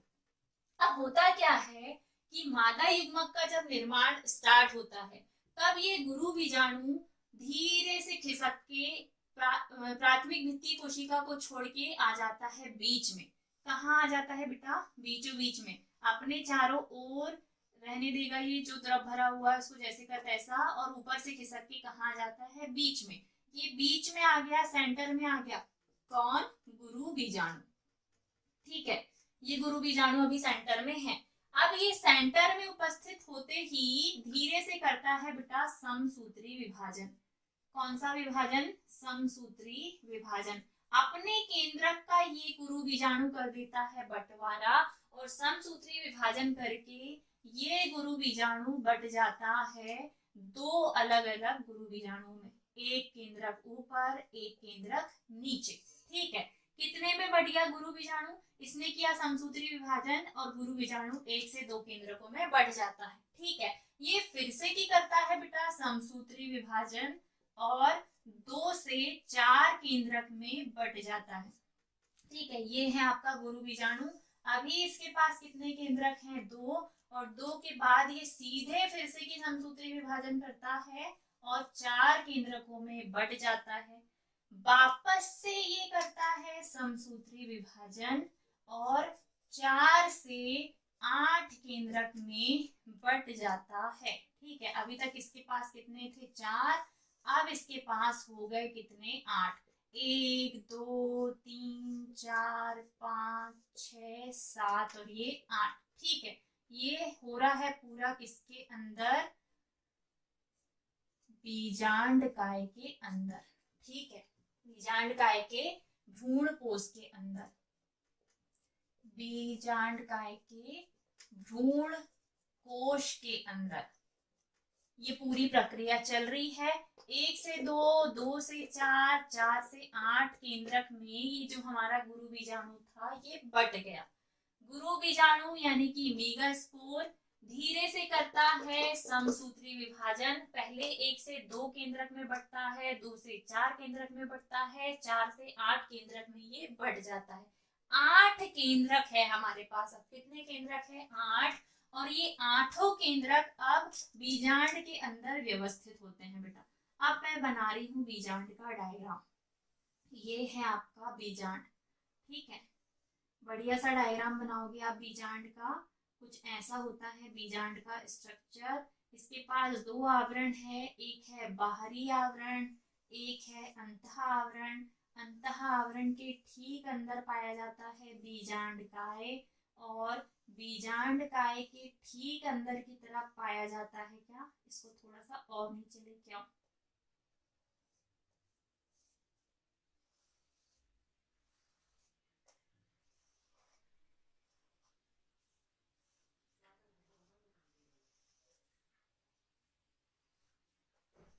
और ये है आपका भ्रूण कोश। 2 वर्ड है बेटा इसमें, भ्रूण कोश और भ्रूण कोश, जिसमें ऑलवेज आप कंफ्यूज रहते हो। देखो, एक ये बीजांड का बाह्य आवरण है, ये आउटर इंटेग्यूमेंट, बाह्य आवरण। बाह्य आवरण के अंदर एक और आवरण है जिसे कहा जाता है अंतः आवरण, इनर इंटेग्यूमेंट। अंतः आवरण के अंदर ये जो संरचना आपको दिखाई दे रही है ये वाली, इस संरचना को कहा जाता है बेटा बीजांडकाय। क्या बोलते हैं इसे? काया है बीजांड की, इसे कहा जाता है क्या? बीजांडकाय। ये है आपका बेटा बीजांडकाय। और बीजांडकाय के अंदर एक और स्ट्रक्चर पाया जाता है, ये जो आपको दिखाई दे रहा है इसे हम कहते हैं भ्रूण कोश। इसे कहते हैं भ्रूण कोश। आगे देखो, आगे और भी संरचनाएं हैं। ये जो खाली गैप आपको दिखाई दे रहा है बीजांड के अंदर, इस गैप को कहा जाता है बेटा निभाग, यानी कि चला जा, चला जा। ठीक है, निभाग के नीचे की तरफ भ्रूण कोश के अंदर ये 8 के 8 केंद्रक पाए जाते हैं। ठीक है, ये 8 केंद्रक है और इन्हीं 8 केंद्रकों को हमें अभी व्यवस्थित करना है। आगे 8 केंद्रक के अलावा नीचे की तरफ ये जो खाली जगह आपको दिखाई दे रही है, इस खाली गैप को कहा जाता है बीजांड द्वार। इसे क्या कहते हैं? बीजांड द्वार, माइक्रोपाइल, बीजांड द्वार। ठीक है। और मैंने अभी बताया था अंडाशय से बीजांड जहां से जुड़ा होता है उसे कहा जाता है क्या? बीजांड ब्रंथ, फ्यूनिकल। क्या बोलते हैं? फ्यूनिकल या बीजांड ब्रंथ। और ये जो बीजांड काय है, ये बीजांड काय बीजांड ब्रंथ से जहां से जुड़ा होगा या आवरण बीजांड ब्रंथ से जहां से जुड़े होंगे उस संरचना का नाम है बेटा हाइलम। क्या कहते हैं इसे? हाइलम। ठीक है। ये है स्ट्रक्चर किसका? बीजांड का। ये है हमारा परिपक्व बीजांड। और इस बीजांड के अंदर जब गुरु बीजाणुजन कोशिका ने अपने आप को सेंटर में ला लिया तो इसके बाद कुछ समय बाद ये करती है कौन सा विभाजन? समसूत्री विभाजन। अर्धसूत्री विभाजन पहले हो चुका। अर्धसूत्री मतलब गुणसूत्रों का बंटवारा हो गया। ठीक है। इसके अंदर जीन का बंटवारा हो गया। अब इसमें सिर्फ और सिर्फ कौन सा विभाजन होगा? समसूत्री विभाजन। गुरु बीजाणु जो है कोशिका वो समसूत्री विभाजन करेगी, 2 समान केंद्रक में बढ़ जाएगी, फिर 2 केंद्रक 4 केंद्रक में बढ़ जाएंगे, 4 केंद्रक वापस से 8 केंद्रक में बढ़ जाएंगे और ये 8 केंद्रक अब इसके अंदर व्यवस्थित होंगे। कैसे व्यवस्थित होंगे? तो देखो, ये 8 के 8 केंद्रक, 3 केंद्रक ऊपर की तरफ व्यवस्थित होते हैं और अपने चारों ओर के कोशिका द्रव्य को संघनित करके 3 कोशिका बना लेते हैं। और इन 3 कोशिका को कहा जाता है बेटा कौन सी सेल? Archesporial cell. कौन सी सेल? Sorry, antipodal cell. कौन सी सेल? एंटीपोडल। ये है बेटा आपकी एंटीपोडल सेल। देखना ध्यान से, ये तीनों की तीनों ऊपर की तरफ व्यवस्थित हो गई। यहाँ पे जाके नीचे की तीन व्यवस्थित होती हैं कुछ ऐसे, जिसमें से आइट साइड की 2 होती है बेटा सहायक कोशिका और बीच वाली 1 होती है हमारी अंड कोशिका। ये जो बीचों बीच में है, इसी बीचों बीच वाली कोशिका को कहा जाता है अंड कोशिका। आगे जाकर जब निषेचन होगा ना तो इसी अंड कोशिका के, मैंने बोला था देखो यहाँ पे टोटल कितने केंद्रक बने हैं? 8। 8 के 8 केंद्रक में से 3 केंद्रक अपने चारों ओर के कोशिका द्रव्य को समेटते हैं, इकट्ठे होते हैं और ऊपर जाके जिधर निभाग है उधर जाके बैठ जाते हैं और ये तीनों केंद्रक मिलकर बनाते हैं 3 सेल, जिसे कहा जाता है एंटीपोडल सेल। ऊपर है। ठीक है। नीचे की जो 3 केंद्रक है वो तीनों केंद्रक अपने चारों ओर की कोशिका द्रव्य को इकट्ठा करेंगे और नीचे जाके व्यवस्थित हो जाएंगे। आइट साइड की 2 को कहा जाता है सहायक कोशिका और बीच वाली 1 होती है अंड कोशिका या एग सेल। मतलब हमने गुरु बीजाणुजन कोशिका से अंड कोशिका का निर्माण कर लिया और इसी अंड कोशिका को कहा जाता है बेटा मादा युग्मक, फीमेल गैमेट, मादा युग्मक। आगे बीच में ये 2 जो बचे हैं, ये दोनों के दोनों बेचारे 2 केंद्रक हैं और ये दोनों केंद्रक के बीच में शेयरिंग चलती है। मतलब ये 2 केंद्रक मिलकर सिर्फ 1 कोशिका बना पाते हैं और इसको कहा जाता है बेटा ध्रुवीय पिंड, पोलर न्यूक्लियाई। बीच में 2 केंद्रक 1 कोशिका बनाते हैं जिसे कहते हैं ध्रुवीय पिंड या पोलर न्यूक्लियाई, पोलर न्यूक्लियाई। देखो, ऊपर वाले 3 केंद्रक 3 कोशिका बन गए, नीचे वाले 3 केंद्रक 3 कोशिका बन गए, लेकिन बीच वाले 2 केंद्रक तो हैं लेकिन कोशिका 1 ही है और उसे कहा जाता है ध्रुवीय पिंड। इस प्रकार एक बीजांड में 8 केंद्रक होते हैं, 1 2 3 4 5 6 7 8, लेकिन कोशिकाओं की संख्या सिर्फ और सिर्फ 7 होती है। इसे आपसे एग्जाम में ऐसे पूछा जा सकता है कि किसी भी बीजांड के अंदर 7 कोशिकीय, 1 और 3 कितने हो गए? 7। टोटल मिलाकर कितनी कोशिकाएं हो गई? 7। तो बीजांड में 7 कोशिकीय और 8 केंद्रकीय अवस्था का वर्णन कीजिए। 7 कोशिकीय है लेकिन 8 केंद्रकीय है, तब भी आपको इसी को अच्छे से समझाना है। ठीक है। ये आपका बीजांड है। इस बीजांड के पास कोशिकाओं की संख्या तो 7 है, लेकिन केंद्रक की संख्या 8 है। तो आपसे पूछा जा सकता है बीजांड खालिस्तान केंद्र की है, खालिस्तान कोशिकीय अवस्था है, तो 8 केंद्र की और 7 कोशिकीय अवस्था है। कैसे बनी वो मैंने आपको बता दिया। इस प्रकार एक परिपक्व बीजांड के अंदर अंड कोशिका यानी कि मादा युग्मक का निर्माण होता है। समझ में आ गया? मैडम की आवाज शांत छोड़ने लगी है, लेकिन हम नहीं छोड़ेंगे, आज हमें पूरा पढ़ना है, ठीक है। इस प्रकार एक बीजांड के अंदर मादा युग्मक यानी कि अंड कोशिका का निर्माण होता है। हो गया। अब आगे, इस बीजांड के भी बहुत सारे प्रकार हैं और ये आपके लिए मैं होमवर्क दे रही, बहुत आसान है। क्या ये निभाग, ये बीच वाला हिस्सा जिसे हम कहते हैं बीजांड द्वार, ये वाला हिस्सा, और ये है क्या बीजांड ग्रंथ। इन सब की उपस्थिति के आधार पर बीजांड कितने प्रकार के होते हैं? तो 4 ही है बेटा, ऑर्थोट्रोपस, एनाट्रोपस, सर्सिनोट्रोपस और कैंपाइलोट्रोपस। ये आपके लिए होमवर्क, एक बार बस ऐसी जनरल स्टडी कर लेना, आपको समझ में आ जाएगा।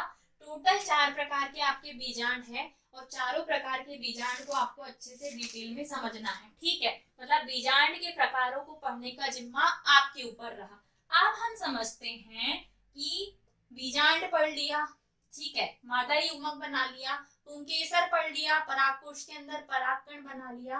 तो अब वो परागकण इस तक अंड कोशिका तक पहुंचेगा कैसे? ठीक है, कैसे पहुंचेगा तो वो हमें डिटेल में अब समझाना है। लिखा नहीं होगा तो स्क्रीनशॉट ले लो, मैडम अब मिटाने वाली है।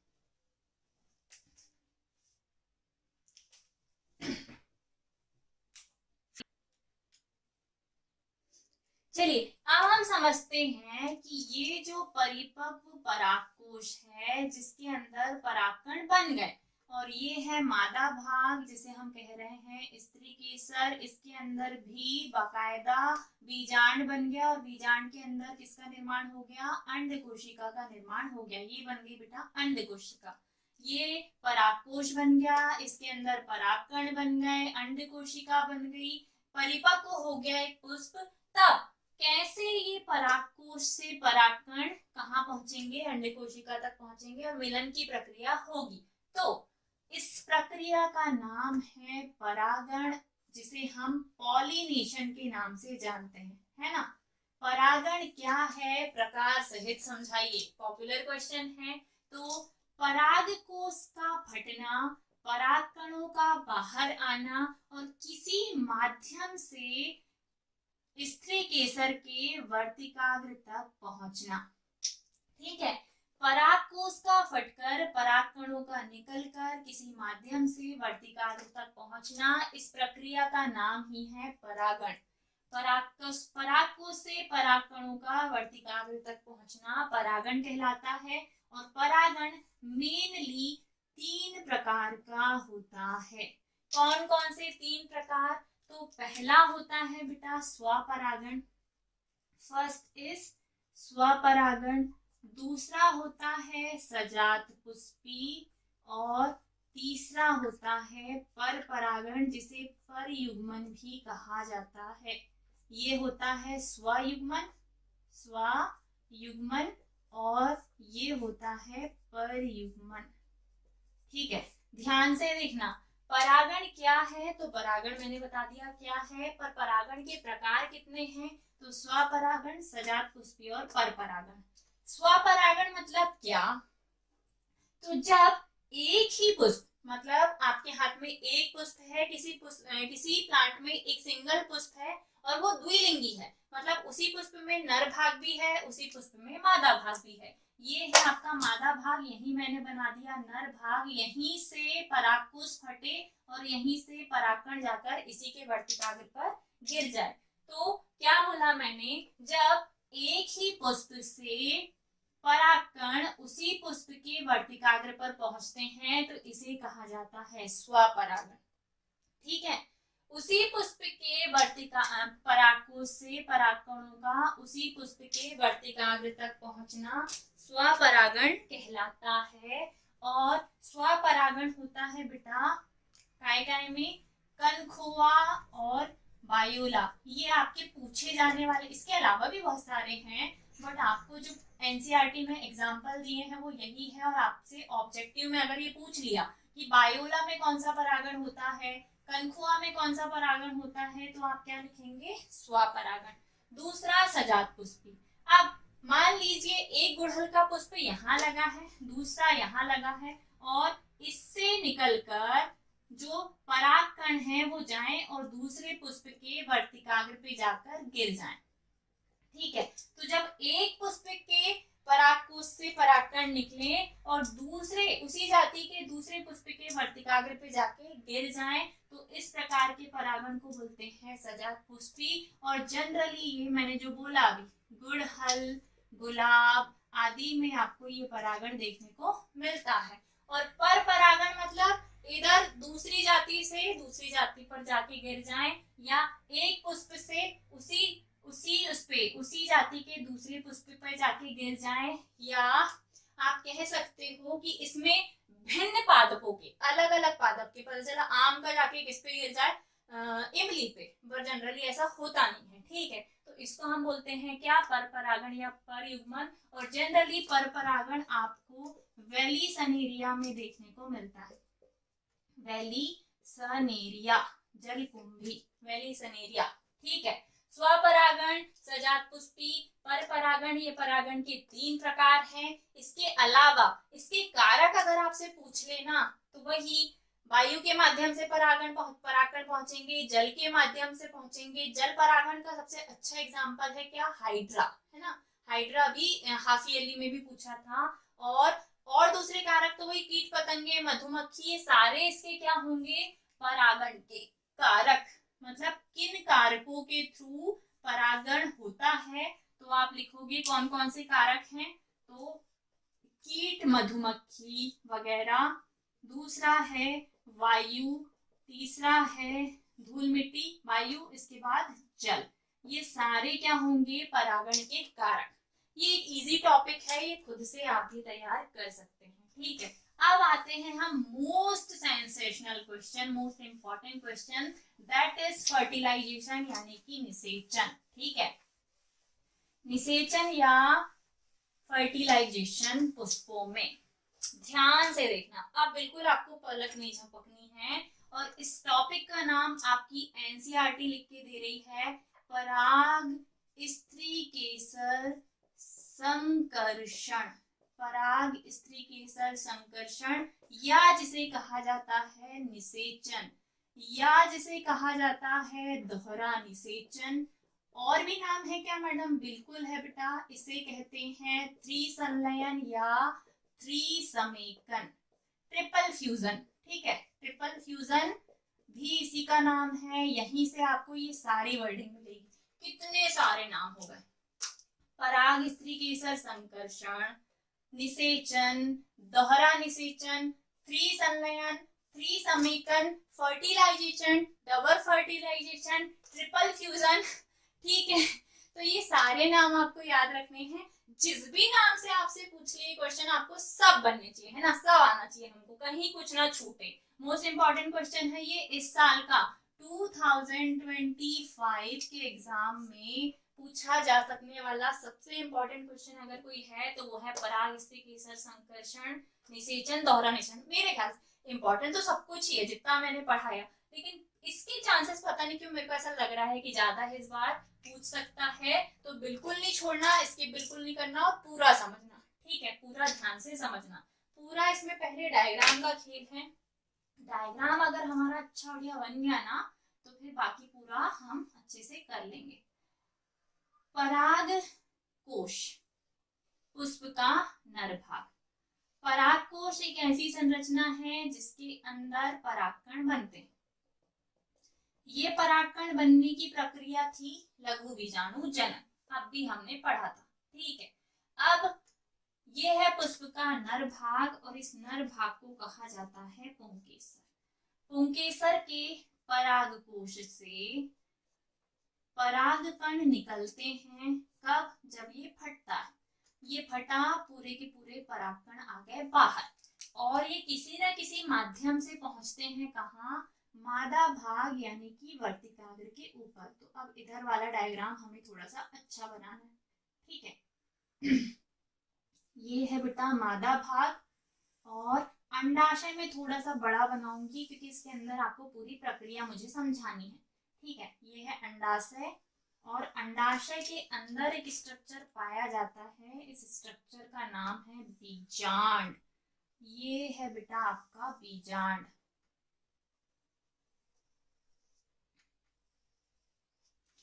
इस एक डायग्राम से मैं आपको पूरा आगे का टॉपिक क्लियर कर दूंगी, जो जो हम पढ़ेंगे। ज्यादा हो गया आज मेरे लिए, तो बहुत ज्यादा हो गया, क्योंकि वैसे ही मेरी अभी तबीयत ठीक नहीं थी बीच में, और ऊपर से मैंने एक पूरा बड़ा टॉपिक उठा लिया। तो प्लीज आई होप, आपसे मैं उम्मीद करती हूँ कि आप इस वीडियो को भर भर के प्यार देंगे, ज्यादा से ज्यादा शेयर करेंगे अपने दोस्तों के साथ, और अगर चैनल को सब्सक्राइब नहीं किया तो कर लेना, बेल आइकन को क्लिक कर देना, ताकि आपको नोटिफिकेशन मिलती रहे जैसे जैसे हम वीडियो डालते रहते हैं। और कल जितने बच्चे लाइव आए थे ना, उनके कुछ कुछ के क्वेश्चंस मेरे को मिले नहीं हैं, तो I request you all of you बेटा, जो जो बच्चे लाइव थे टाइम में इंस्टाग्राम में, वो सारे अपने क्वेश्चंस ना मुझे इंस्टाग्राम पे मैसेज करके, डायरेक्ट मैसेज करके आप भेज सकते हो, ताकि हम शॉर्ट वीडियो में उनको कवर कर सकें। ठीक है, इंस्टाग्राम पे जो शॉर्ट्स हैं उनको आपको देखना है क्विक रिवीजन के लिए। इमेजिन करो कोई टॉपिक आपका तैयार है, ठीक है, आपने उसको पढ़ लिया और आपको सिर्फ उसका रिवीजन करना है, तो वो 1 मिनट वाले देख के आपको, जो हमारी शॉर्ट रील डलती है इंस्टाग्राम पे, यूट्यूब पे भी हम डालते हैं, क्या उससे आपको हेल्प नहीं मिलती? आपने समझ चुका है उसको, क्विक रिवीजन करना है, तो 60 मिनट में 60 रील आपकी कवर होती है। चलो 1 मिनट 2 मिनट का टाइम वेस्ट भी कर दें तो भी 58 रील्स से आपके 58 इंपॉर्टेंट टॉपिक कवर होते हैं बेटा। और अगर सही में पढ़ने वाला बच्चा है ना, तो वो बाकी रील्स को स्क्रॉल करने के बजाय जो काम काम की है ना हमारी, वो देखेगा। जो आपको डिस्ट्रैक्शन के लिए इंस्टाग्राम देता है, आपको वो नहीं देखनी, क्योंकि अभी आपके सर पे क्या है, एग्जाम है, आपको पूरा एग्जाम का वो है भैया, एग्जाम देना है, अच्छे से अच्छा परसेंटेज बनाना है, अच्छा रिजल्ट चाहिए, बोर्ड है आपके, और बोर्ड में बिल्कुल लापरवाही नहीं चाहिए, वरना पापा मम्मी तो डंडे देंगे उठा के, बोलना इतने खर्चे तुम्हारे उठा रहे हैं, पूरा पैसा मोबाइल हर एक फैसिलिटी तुमको दिए, और नालायक क्या रिजल्ट लेके आए हो, है ना? तो ऐसा नहीं करना है, मम्मी पापा की उम्मीदों पे थोड़ा सा खरा उतरो। और चलो अब इसको ब्रेक देते हैं, अभी पहले समझते हैं क्या पराग स्त्री केसर संकर्षण या निषेचन।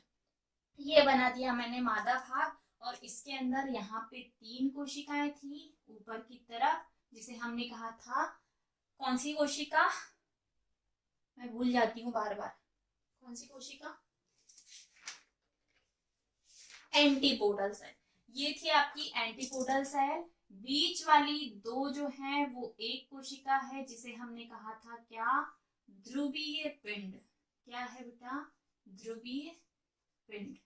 और नीचे की तरफ 3 कोशिकाएं हैं, जिसमें से बीच वाली कोशिका बड़ी है, और इस बीच वाली कोशिका का नाम है बेटा अंड कोशिका। ये है आपकी क्या, अंड कोशिका, एग शेल। और इधर आपका पूरा फ्लावर, हम नहीं बनाते फ्लावर, हमें नहीं जरूरत फ्लावर बनाने की, हम इतना ही बनाएंगे, बोलना हमें इतने से ही मतलब है। अंदर पूरा द्रव भरा हुआ है, और ये आपका ध्रुवीय पिंड। अब ध्यान से देखो, जैसे ही परागकोश फटा, परागकण बाहर निकले, और जाकर कोई परागकण गिरा किसके ऊपर, वर्तिकाग्र के ऊपर। ये वर्तिकाग्र के ऊपर कोई परागकण जाके गिरा। जब ये गिरा तो इसका स्ट्रक्चर कुछ ऐसा था कि अंदर एक लेयर थी जिसे कहा गया था अंतःचूल, जो अंदर से धसी हुई थी, बाहर एक लेयर थी जो कि कुछ ऐसी थी। ठीक है, एक बात मैं शायद आपको बताना भूल गई, अब मेरे को याद नहीं मैंने बताया कि नहीं, कि जो पराग कण है, ये क्या है, परागकण। परागकण का जो बाहरी आवरण है, जिसे कहा जाता है बाह्य चोल, ये बाह्य चोल बेटा एक अत्यंत, मतलब एक कह सकते हो कि ऐसे रसायन, एक ऐसे रसायन का बना है जिसका नाम है स्पोरोपोलिनिन। स्पोरोपोलिनिन का ये बाह्य चोल यानी कि एग्जाइन बनी हुई होती है, और ये एक ऐसा द्रव है जिस पर बाहरी ताप, दाब, किसी दूसरे उसका कोई प्रभाव नहीं पड़ता, किसी रसायन का इस पर कोई प्रभाव नहीं पड़ता, इसीलिए बोलते हैं कि इसका जैविक अपघटन नहीं होता। जैविक किसका, परागकण का जैविक अपघटन नहीं होता। इस पर ताप, दाब, जल, वायु इन सब का कोई प्रभाव नहीं पड़ता। किस पर? परागकण पर। क्यों? क्योंकि इसका जो बाह्यचूल है, जो एग्जाइन है, वो स्पोरोपोलिनिन नामक एक घटक या एक वर्ण की बनी हुई है। और स्पोरोपोलिनिन एक ऐसा रसायन है जिस पर बाहरी ताप, दाब, जल, वायु कण इन सब का कोई प्रभाव नहीं पड़ता, अर्थात परागकण का जैविक अपघटन नहीं होता। लिख लेना, ऑब्जेक्टिव में बना के पूछेगा कि स्पोरोपोल बाह्यचूल जो है परागकण का, वो काय का बना हुआ है, तो स्पोरोपोलिनिन का बना हुआ है। अब हम आते हैं वापस से हमारे टॉपिक पर। ये आपका परागकण, इसके अंदर एक है बेटा वर्धी कोशिका और दूसरी है जनन कोशिका। ठीक है, देखो ये है वर्धी कोशिका, ये है जनन कोशिका जिसे कहा जाता है जनन केंद्रक। और जैसे ही परागकण आके यहाँ गिरा वर्तिकाग्र के ऊपर, अब वर्तिकाग्र को थोड़ी ना पता है कि मैं गुड़हल हूँ, मेरे ऊपर गुड़हल का ही आके गिरा है, नहीं।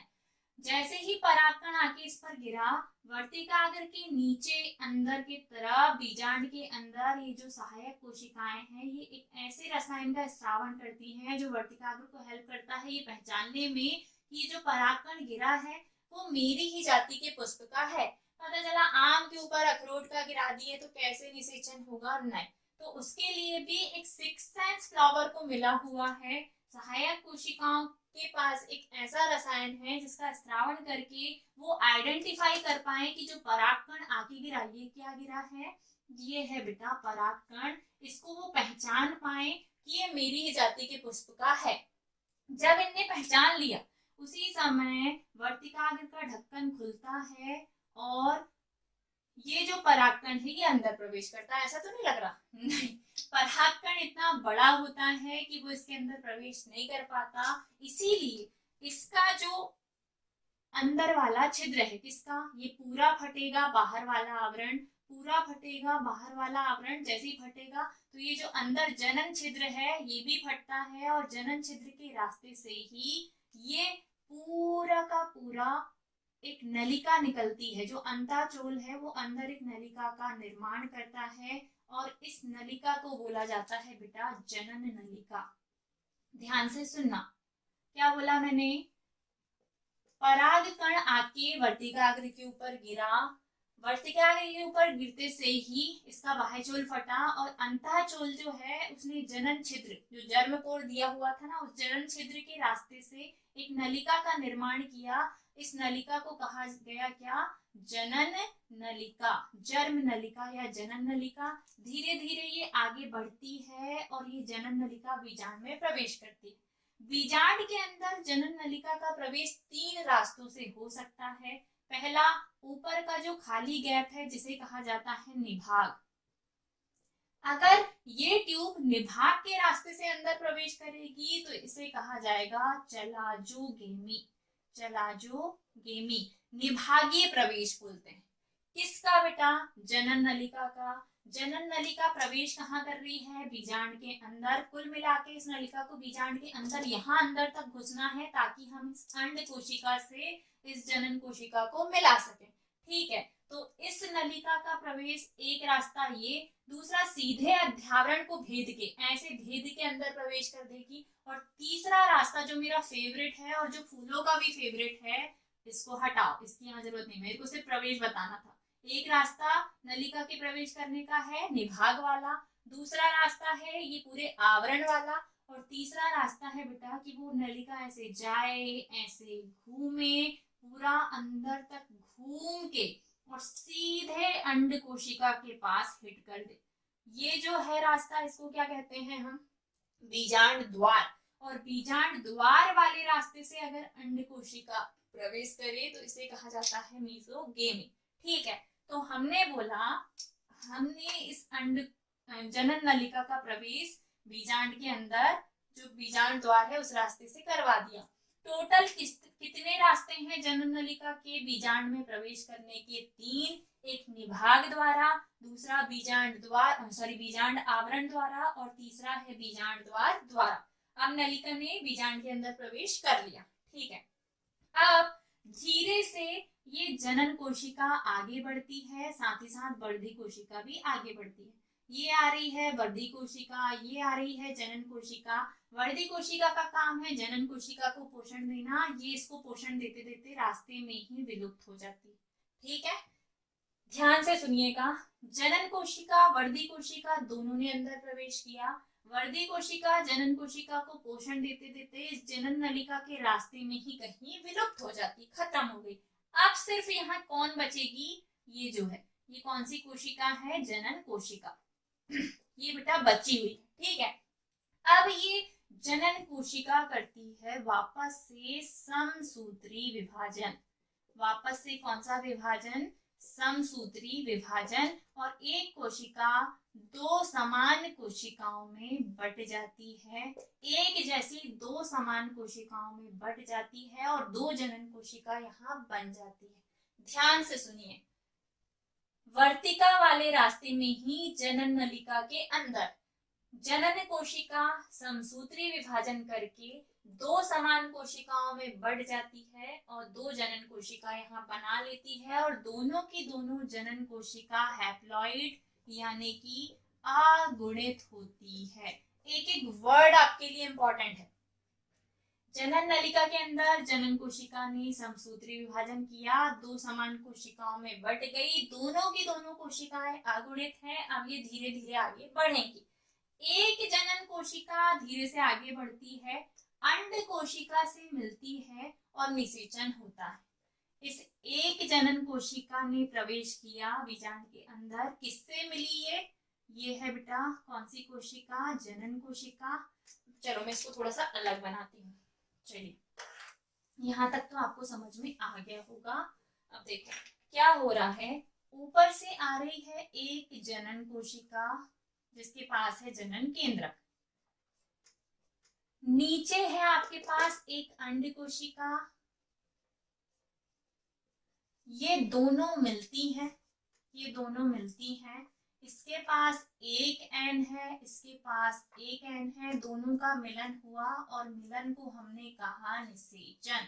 और निषेचन करके ये बना लेती है युग्मनज, जाइगोट। क्या बना लेंगी ये, युग्मनज यानी कि जाइगोट, जो कि होगा एन और एन यानी कि 2n। युग्मनज बना जो कि कैसा होगा, द्विगुणित। ध्यान से सुनिए, ये पहली कंडीशन। क्या जनन कोशिका आगे बढ़ी, आगे बढ़ी, अंड कोशिका से मिली, दोनों ने मिलन किया, निषेचन हो गया, एन और एन मिल गए, 2n बन गया और क्या बन गया, युग्मनज। अब ये युग्मनज जो बना है वो कुछ ऐसा होगा, इसके अंदर एक ही केंद्रक है लेकिन वो कैसा होगा, द्विगुणित हो गया। ये एक अगुणित, ये एक अगुणित और दो अगुणित के मिलने से द्विगुणित संरचना बनी जिसका नाम है क्या, जाइगोट। और ये पहली संरचना मतलब पुष्पीय पादपों में निषेचन हो गया। ठीक है, अब दूसरी स्थिति, एक और बची हुई है ऊपर। ठीक है, जो बची हुई वाली जनन कोशिका है वो वापस से नीचे आती है, दूसरे कलर का पेन यूज करते। जनन कोशिका एक और बची हुई है, ये एक और बची हुई जनन कोशिका जो है ये अंदर प्रवेश करती है। अब अंड कोशिका का तो निषेचन हो गया, बचा क्या, बचे हैं बेटा यहाँ पर ध्रुवीय पिंड। कौन बचे हैं, ध्रुवीय पिंड। ये जनन कोशिका इस ध्रुवीय पिंड से मिलती है, वापस से एक और बार निषेचन की प्रक्रिया होती है, लेकिन अब निषेचन के बाद युग्मनज नहीं बनता। क्यों, क्योंकि जनन कोशिका के पास एक एन है, ध्रुवीय पिंड के पास 2 एन है। देखो 2 एन है, 2 केंद्रक हैं और एक एन और 2 एन के मिलने से जब निषेचन होगा तो जो स्ट्रक्चर बनेगा उसके पास कितने एन हो जाएंगे, 3 एन। और जो संरचना बनेगी उसका नाम होगा बेटा प्राथमिक भ्रूणपोष केंद्रक। हो गया निषेचन, हो गया। ठीक है, एक जनन कोशिका अंड कोशिका से मिली, एक बार निषेचन हुआ, बना क्या, युग्मनज, जो कि कैसी रचना है, द्विगुणित। दूसरी जनन कोशिका दूसरी जनन कोशिका बीच में ध्रुवीय पिंड से मिली। जनन कोशिका अगुणित थी, ध्रुवीय पिंड द्विगुणित था। निषेचन के बाद एक एन, दो एन मिलके 3 एन बन गए। मतलब जो संरचना बन गई वो कैसी बन गई, त्रिगुणित बन गई। और जो संरचना बनी उसका नाम है बेटा प्राथमिक भ्रूणपोष केंद्रक। ठीक है, इस प्रकार एक बार निषेचन ऊपर होता है, दूसरी बार निषेचन नीचे, एक बार यहाँ एक बार यहाँ। चूंकि यहाँ 2 बार निषेचन की प्रक्रिया होती है इसीलिए इस घटना को दोहरा निषेचन कहते हैं। ठीक है, निषेचन हो गया, यहाँ पे भी निषेचन हो गया, 2 बार निषेचन हुआ। एक बार निषेचन के बाद युग्मनज बनता है, दूसरी बार निषेचन के बाद प्राथमिक भ्रूणपोष केंद्रक बनता है। युग्मनज द्विगुणित होता है और जो प्राथमिक भ्रूणपोष केंद्रक होता है वो त्रिगुणित होता है। क्योंकि प्राथमिक भ्रूणपोष केंद्रक जब बनता है तो एक त्रिगुणित संरचना बनती है। इस त्रिगुणित संरचना के बनने के कारण ही इस प्रक्रिया को त्रिसंलयन या त्रिसमेकन कहा जाता है। तीसरा, पराग स्त्री केसर संकर्षण। पराग कण निकले हैं, स्त्री केसर से जाके मिले हैं। तो पराग कण चूंकि स्त्री केसर से जाके मिले हैं, स्त्री केसर मतलब मादा भाग, इसीलिए इस प्रक्रिया को पराग स्त्री केसर संकर्षण भी कहा जाता है। कितने सारे नाम हैं और फैक्ट पूरा आपका यही है कि पराग स्त्री केसर संकर्षण, पराग कण का मादा भाग यानी कि स्त्री केसर से मिलन, पराग स्त्री केसर संकर्षण है। निषेचन आपको मैं बता चुकी, दोहरा निषेचन क्योंकि 2 बार निषेचन हुआ है। त्रिसंलयन क्योंकि 3 केंद्रक बने हैं, 3 केंद्रक वाली एक रचना बनी जिसे कहा जाएगा प्राथमिक भ्रूणपोष केंद्रक। इस प्रकार पुष्पीय पादपों में निषेचन की प्रक्रिया कंप्लीट होती है। थक गई मैं, नहीं थकी, अभी नहीं थकना है। ठीक है, तो इस प्रकार पुष्पीय पादपों में निषेचन की प्रक्रिया कंप्लीट होती है और एक नए बीज का जन्म होगा। अब आगे का थोड़ा सा ध्यान से समझना, यहाँ तक का स्क्रीनशॉट ले लो। इसके आगे मैं आपको बताऊंगी क्या क्या, तो देखो ये वाला बस मिटाऊंगी मैं।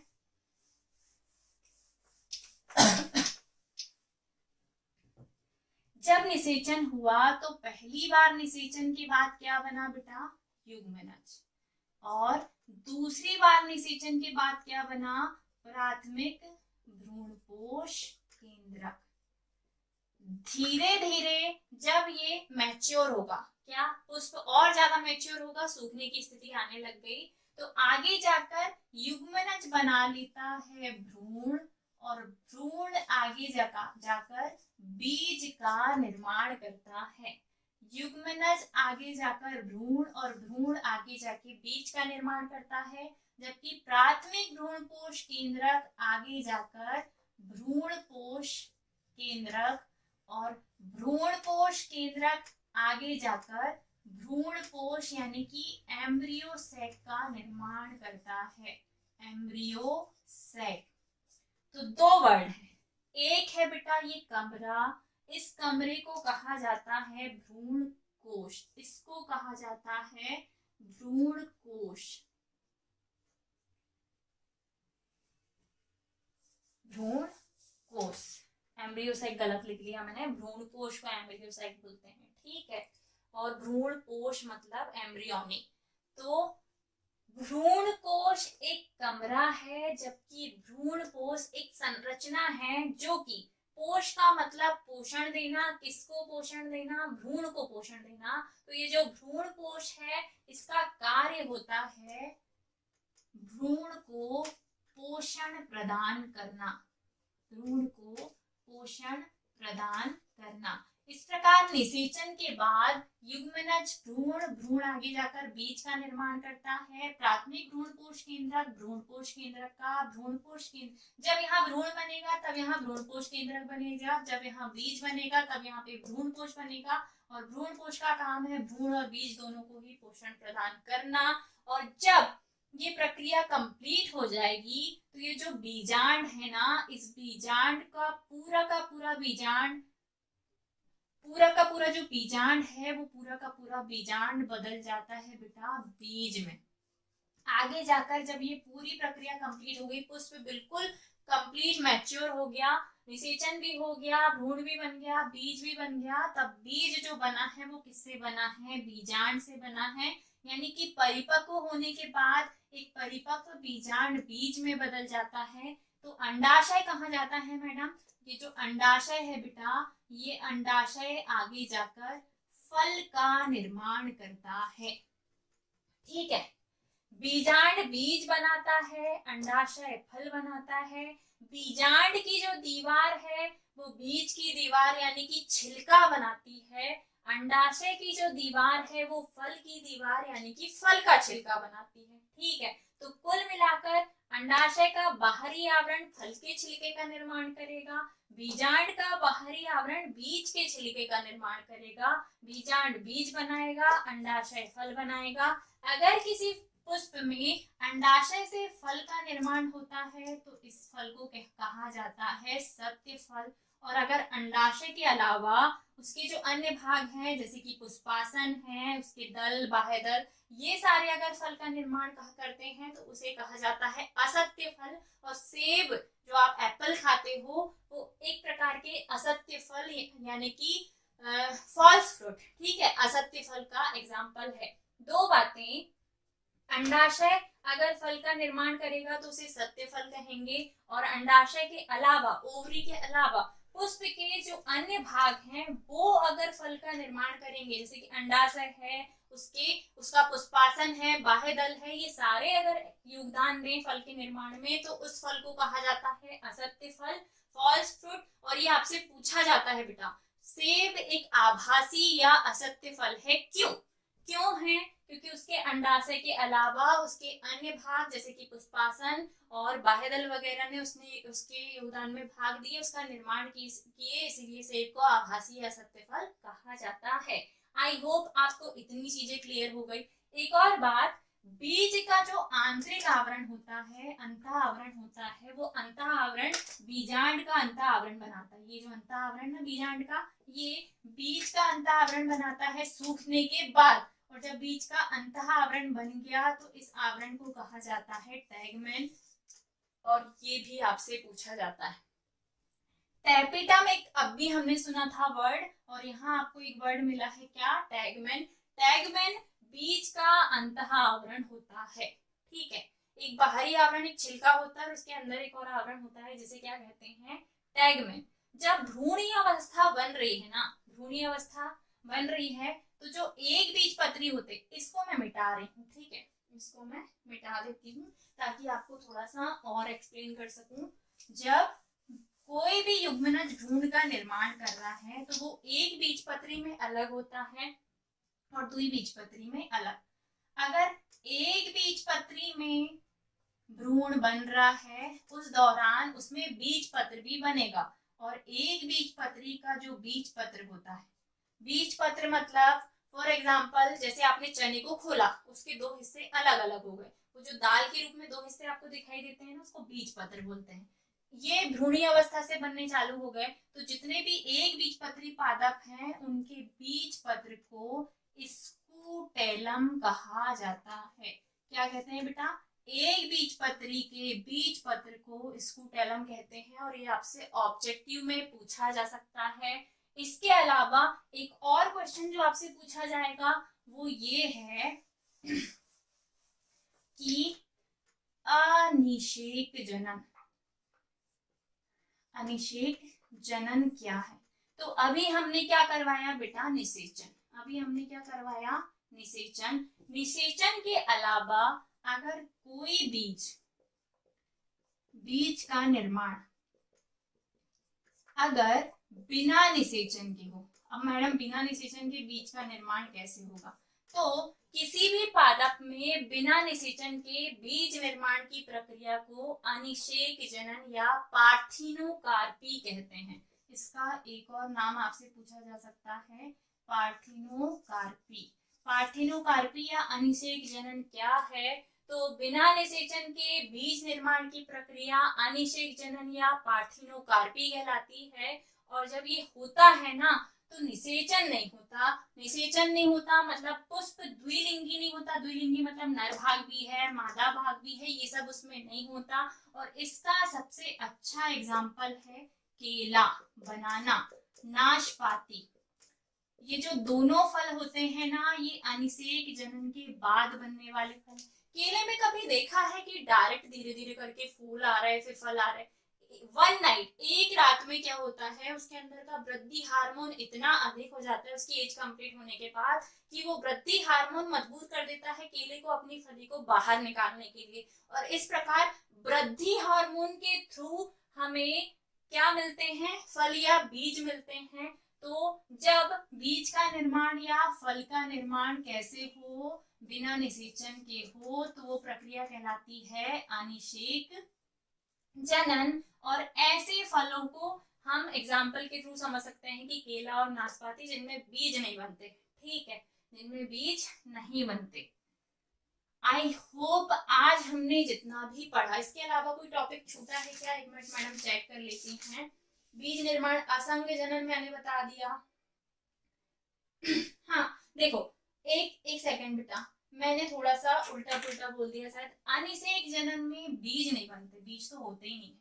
बिना निषेचन के फल निर्माण की प्रक्रिया है अनिषेक जनन, और बिना निषेचन के बीज निर्माण की प्रक्रिया है असंग जनन।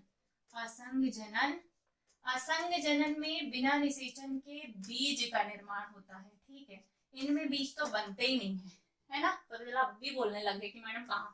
देखो, बिना निषेचन के फल निर्माण की प्रक्रिया अनिषेक जनन कहलाती है और ये केले और नाशपाती में होता है। और बिना निषेचन के बीज निर्माण की प्रक्रिया असंग जनन कहलाती है। जनरली ये घास कुल, एस्ट्रेंसिया, घासों में ही होता है कि उनमें बिना निषेचन की ही, घास वगैरह में एस्ट्रेंसिया आदि जो है उनमें बिना निषेचन के, बिना फर्टिलाइजेशन के बीज का निर्माण हो जाता है। तो आज हमने क्या क्या पढ़ा?